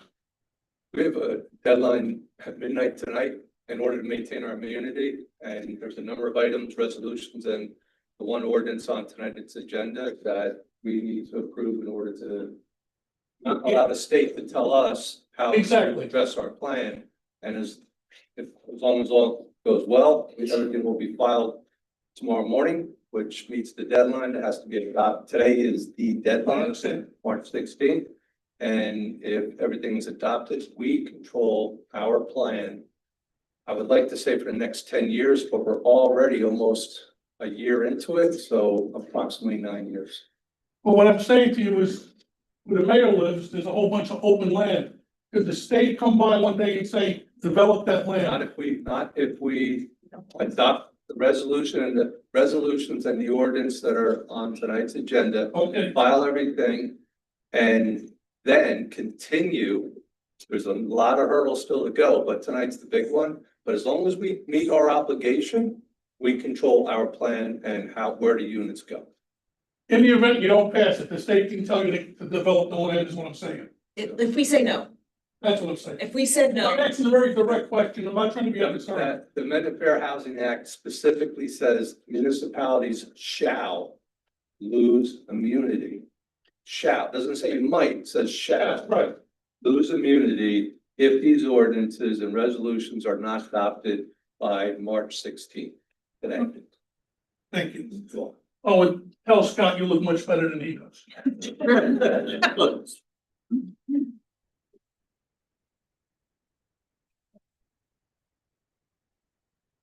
I'm 40, I'm back for round two. It was mentioned that we're not using our own resources. And I can see how that's true when it's, you got somebody else's property and they're putting up a lot of housing and they're getting market rate units. And then I remembered, and I'm sorry I didn't bring this up before, you got 24 units in the plan over at 31-41 Snyder Avenue. That's our property. Are we going to be, is the town going to be paying for building 24 units of affordable housing on that? That's just something that's involved, it's just something that's in the plan. We also had a tenant there at this point, but yes, we would be, but I'm gonna let Mike answer that question. We have an option, the town has an option to build up to 24 units on that property. That's township owned. Who pays for it? Yeah, but it said, in the plan, it says 24 affordable units, so, and no market rate. So are we, and you're saying the town is gonna be paying for 24 units? No, I'm saying that we can build, the town could coordinate and have 100% affordable housing units built on that property. But the town could also choose if, and we're not there yet, but if let's just say if a group home was constructed there, a 4-bedroom group home, I'm making it up. I don't know. But if a 4-bedroom group home is built there, you get credit for each bedroom in a group home. So you get 4 credits and you get a bonus credit for special needs for a group home. So we would get 8 credits out of that one. Yeah, But I know what you're that's fine, asking. but the question is, who's paying for it? If that were to happen, Yeah. if we were to go down that road, Yeah, there is no other developer. So what you're asking, if that was the Yeah. case, where's the money would coming the from? town be paying for that? Right. Yes. Right, that's what I'm asking. Yes. Except my understanding. And I don't care whether it's group homes or anything else, I'm asking who's paying for it? Okay, Tom, just a second though. So The town could do what I just described without paying any funds. All right, there are a number, DCA website, the state has funded programs to help municipalities address their affordable obligation. And you would contract with a nonprofit organization and use your affordable housing trust fund, and the nonprofit developer would seek to obtain the funding to construct it. They specialize in doing that. They'd have to develop a pro forma, soil testing. It's a long process. If the project were to end up, if they didn't get the funding and it fell apart, the revert goes back to Connell. So there's a safety mechanism to protect the town's interest if the project does not reach the finish line for any capacity. your question was, are we using taxpayer funds to do this? Right, no.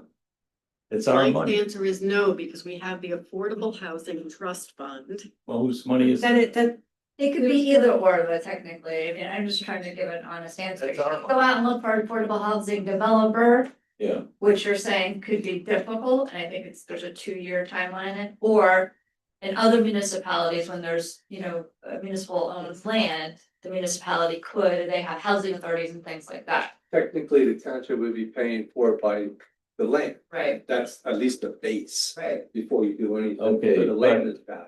You're saying your tax money goes into DCA, so essentially taxpayers paying for it. I mean, yeah, that, you're using the land. But not our That land on Snyder Avenue is owned by the people of Berkeley Heights, Mhm. okay?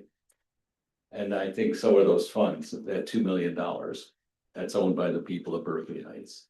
Now, we are not required to use any of our own resources to do this. That's the Supreme Court. You can check with your attorney, that's their decision. You're not required to use any of your own resources. And what you're saying is, looks like we're gonna do it. Is that right? I don't think we're gonna do it. I don't think it looks like we're gonna do that. We have a couple of different Adopting a contingency plan plans. tonight, submitting it to the court by midnight. That's an option. It's not a requirement. You're adopting a plan that says we're gonna use our own resources. And That's you're an not option. required to do that. That's an option, and what is it, 2 years or whatever the time frame, and there's There's. Do you know that movement piece of on it? land? Yeah, that's our resource. Do you know the piece of land though, where it is? I know where it is, yeah, it's next to the sewer plant. It's a house that we rent out. Yeah, there's a tenant I there. looked it up, okay, Our fire chief is living there. well, So who lives there doesn't matter. It can move anytime Doesn't soon. matter To to me. to It kick might him out. matter to the chief, he's gonna be booted out. Yeah, well, I don't know that he's gonna be booted out. I don't know that. Well, The plan's gonna come from what's best for Berkeley Heights, Right. and this is an option that's Yeah. in the plan, Yeah. but it's Now, gonna be whatever's best for Berkeley Heights at the time. Mike, correct me if I'm wrong, but if this doesn't go through, Yeah, okay? yeah, We now are under court order, okay, and once we're found out of the court order, yeah, okay? We can get, the developers can just come in and do whatever they want. Right, we lose our We immunity. lose our immunity, they just take over and do whatever they want, so we lose any kind of control, any kind of, anything we had going forward, we lose that. I do. Right, Mike, am I correct I in that? understand, but There's the fact, four, this is the first time that I'm aware of that you're gonna use your own money. You know what, we wanted to show the town that we are exploring all options. People complain about all the market rates. They complain about all the building. Okay, well, to get the affordables, we have to build the market rates. So this was an option we were looking at to just get some affordables in there. And if it doesn't pan out, which the chances are very slim that it will pan out, given the red tape and everything else that goes along with it, then Connell gets to build an extra 200 units. But I think the governing body really wanted to show the taxpayers that like they're Thinking out of the box. listening. Listening. They understand that people are frustrated by the market, that all the units going up, but not completely understanding why there's so many. We have to get those Yeah. affordable numbers. But this was a way for us to at least explore the feasibility of that option, but doesn't lock us into doing it. Sorry, Mike, just wanted to. there's four there are four hurdles or fail safes, if you will, that if any one of those four are not satisfied, it automatically triggers that Connell. And the first one is tonight about identifying the site, and it goes to, one of them is by December 31st of this year, we need to provide a pro forma addressing all the costs, who's gonna pay for it, how it's gonna be funded, and that has to be completed by December 31st of this year, or the trigger, the fail safe kicks in and it goes to Connell. So we're not obligated to use our money. We have an affordable housing trust fund that if we were to pursue this, we're allowed to use. But that affordable housing trust fund can only be used for very specific items. It cannot be used just for public purposes in general. You're not allowed to do that. The spending plan has to be approved by the court, and how you spend and allocate those funds also has to be approved by the court. And has to be specifically related to affordable housing. Okay. You could Great. over there. Yeah, we're pretty much looking at years down the road here. This isn't happening tomorrow. We're not gonna go out tomorrow and get shovels and start digging at 31, 41 Minor Avenue. If at all, Unless we're doing some gardening, but other than that, I don't think we're digging shovels and starting to put foundation. So gardening might be good, there's a lot of, you know, bricks. Like I said, if this fell through. At Snyder Avenue, that property, if that fell through, you couldn't go through with it.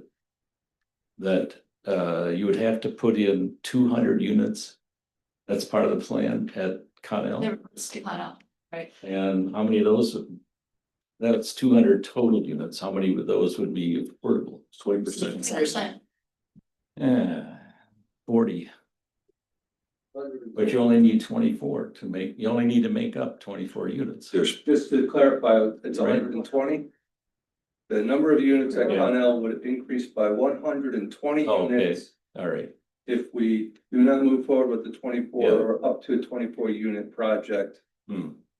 And it would have a 20% set aside. It has a 20% set aside for all of the units with or without it. see, our total number, correct me if I'm wrong, Mike, our total number for the fourth round Yeah. is 240 units. Yeah, I know. 240 affordable, so we have to make that work. Yeah, And we really were listening because people are, there's so many apartments going in this, I'm like, what else can we do? And so this was a conversation. And I hate to pat myself on the back, but I think like we have done a great job along with our planner and Liza to come up with alternatives that might work for our Don't downtown. get me wrong, you might be doing the right thing here. I live with Maybe. it. I don't know what the right thing is, but.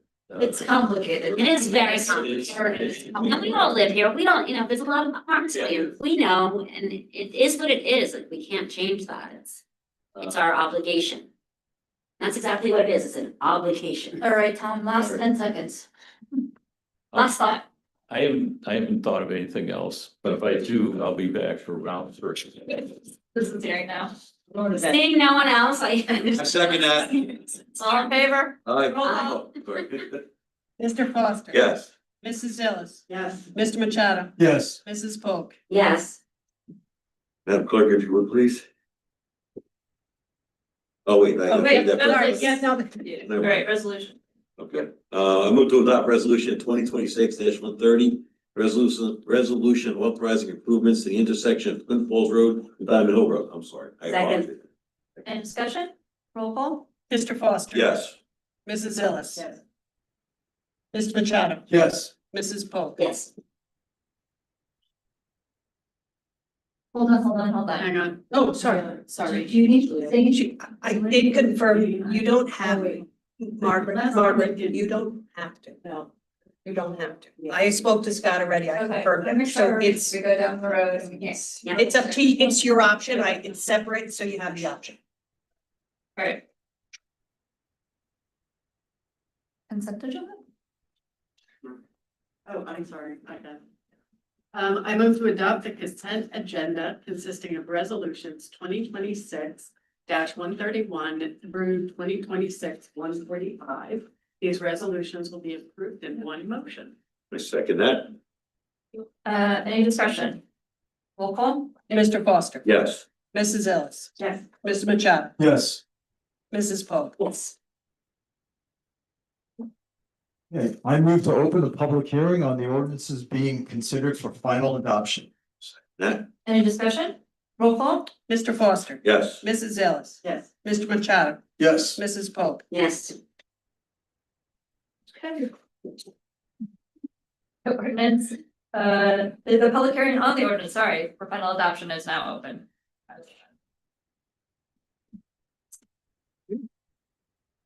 All right, well, seeing that no one's coming up, I move to close the public hearing on the ordinances being considered for final adoption. Second that, Any discussion? Roll call? Mr. Foster. yes. Mrs. Ellis. Mr. Machado. Yes. Mrs. Polk. Yes. Now, Madam Clerk, would you please read the ordinance? Ordinance 2026-02, amendments to the mixed use MU zone and establishing the mixed use MU overlay zone. I move to adopt the ordinance as read by the clerk. Second that? Any discussion? Roll call? Mr. Foster. Yes. Mrs. Ellis. Yes. Mr. Machado. Yes. Mrs. Polk. Yes. Okay, on to township council reports. John? Right, I'm out of the gate. Okay, Historic Preservation Committee, we had a meeting, but unfortunately we had to cancel it due to other obligations from most of the people. So we did a little email back and forth. Right at the gate, we have the approval from the DCA to go out for proposals for the next phase of the Hotel Lord restoration. I want to thank Liza for getting that squared away for us, because without her, I mean, I don't think any of this would be possible at this point. I really appreciate that. So that the pre-qualification advertisement's going out. I'm not gonna bore you with the details on that. Don't read it when it goes out. The 20th of March is International Day of Happiness. It's celebrated annually by the UN to recognize happiness as a fundamental human goal and universal aspiration. The reason I bring that up is because I'm going to see you all on Saturday, March 21st, for the Happy Habits Workshop. The Mayor's Wellness Committee, the Happy Habits Workshop. Happiness isn't just luck. We have some shamrocks on there. So it says, how often are you living well? Be part of this interactive workshop featuring a 30-minute talk on the science of making habits stick. Learn more, learn how the I in Inspire helps you ascribe, describe, and prescribe simple actions that support well-being. Explore the 3 R's: reminders, repetition, and rituals. discover how short daily MVIs, minimum viable interventions, can turn happiness boosters into lasting habits. It's gonna be Saturday, March 21st from 11 to 12. It is on the town's website, register by March 20th. We love to see you there. Come on down. I also want to speak about March 26th is Live Long and Prosper Day. This all goes into the whole mayor's wellness situation. And it's celebrated because it's the birthday of Leonard Nimoy, who was famously portrayed Mr. Spock in the Star Trek series. It was created this day to encourage reflecting on the Vulcan blessing to improve personal health, happiness, and prosperity, often celebrated by sharing the iconic Vulcan salute. See, I can do that. How many of you people out there at TV Land can do that? Yeah, there you go. Let's go. Rock and roll. It's significant because it's iconic carrier of Mr. Spock. It highlights the positive philosophy behind the Vulcan blessing. It also aims to foster personal growth, encourage kindness, and promote longevity and prosperity. Thanks very much. See you all Saturday. Margaret. It feels like we were just here. Yeah.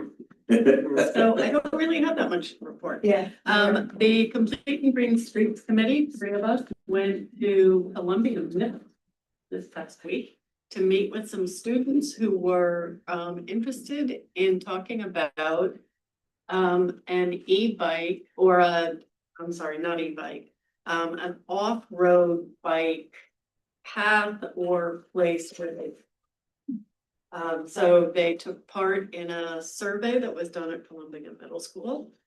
They've had about 350 participants of the survey, and I've asked the teacher as part of that, if she can, clue us into the questions asked on the survey. Some of it went into the downtown area and walkability, not just, biking. So the students had a lot of good ideas, and they think that one of their next steps is going to be reaching out to the county commissioners and perhaps parks to see about movement on off-road biking in the county facilities. The students didn't understand that the parks were owned by different people. And that, one of the places that they currently ride is privately owned. So yeah, that too. But it's great to see such initiative from the young people in Berkeley Heights. They were very poised and Exciting. they're great. All right, very good. Thank you, Margaret. Bill? I don't really have too much to say, but for those of you who may not know this about me, I also serve as an auxiliary police officer for the city of Plainfield. And this past weekend, I had the privilege of being on duty for the Union County St. Patrick's Day Parade. I served there as part of crowd control and traffic control. It's something I take seriously because it gives me another way to contribute to the safety and well-being of our communities. This role is entirely volunteer, and it involves assisting with community events such as this parade and supporting officers when needed and helping ensure public gatherings remain safe and enjoyable for everyone involved. So yeah, this past Saturday, it was a lot of fun.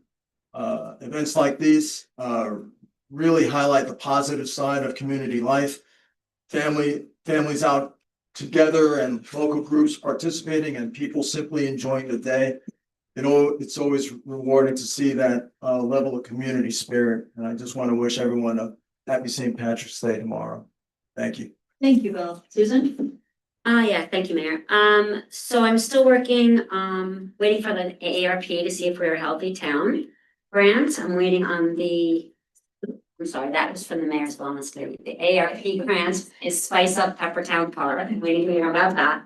And I'm working on 2 different grants for these fire PPEs, so they are expensive. So the grants are small, but there's a few of them I'm working on. I hope to see everyone at the Taste of Berkeley Heights on the 23rd and at the Healthy Habits on Saturday. And that's all I've got. Thank you. Okay, administration reports.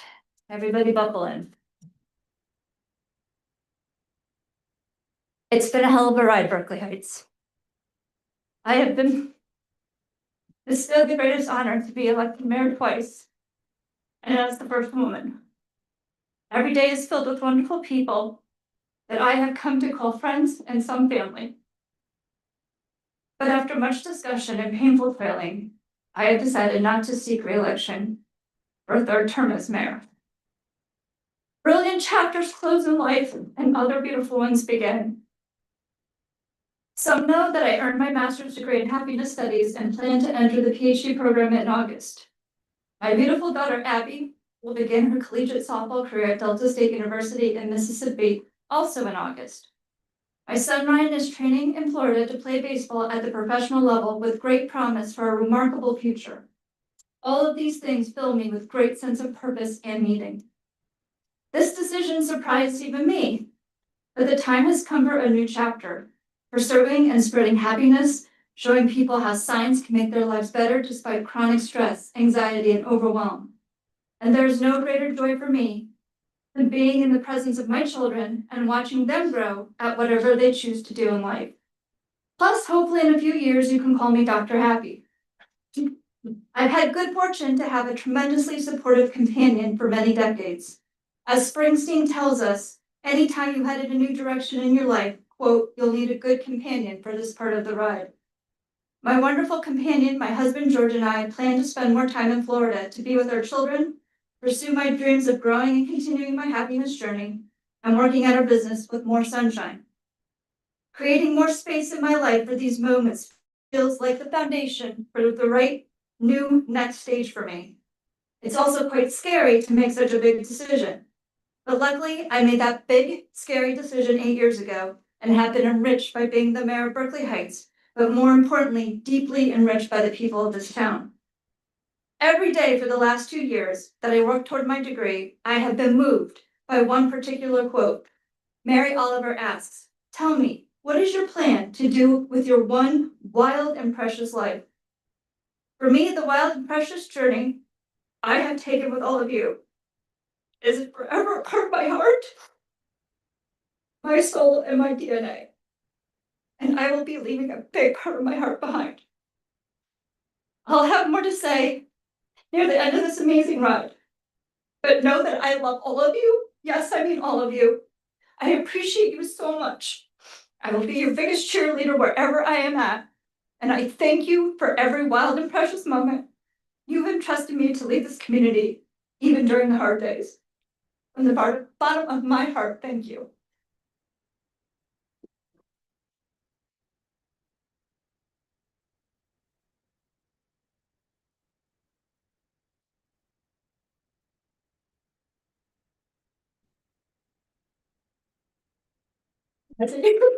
Yeah, nobody really cares what I mean. There's only one thing that may top that, and that's all pickup starts made.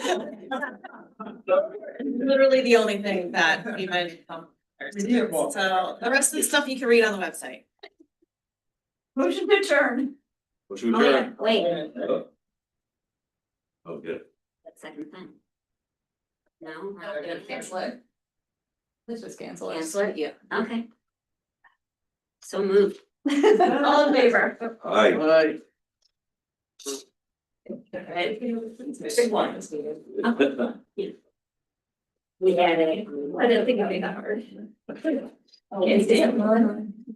You know, I was doing it. On mine. Well, Angela handwrote it. Oh. Now my contacts are blurry. Once they had to be canceled for the other Yeah. thing, it was for the Not leaving yet. As until December 31st. It's so possible. Where we say we can't make it sad. We say we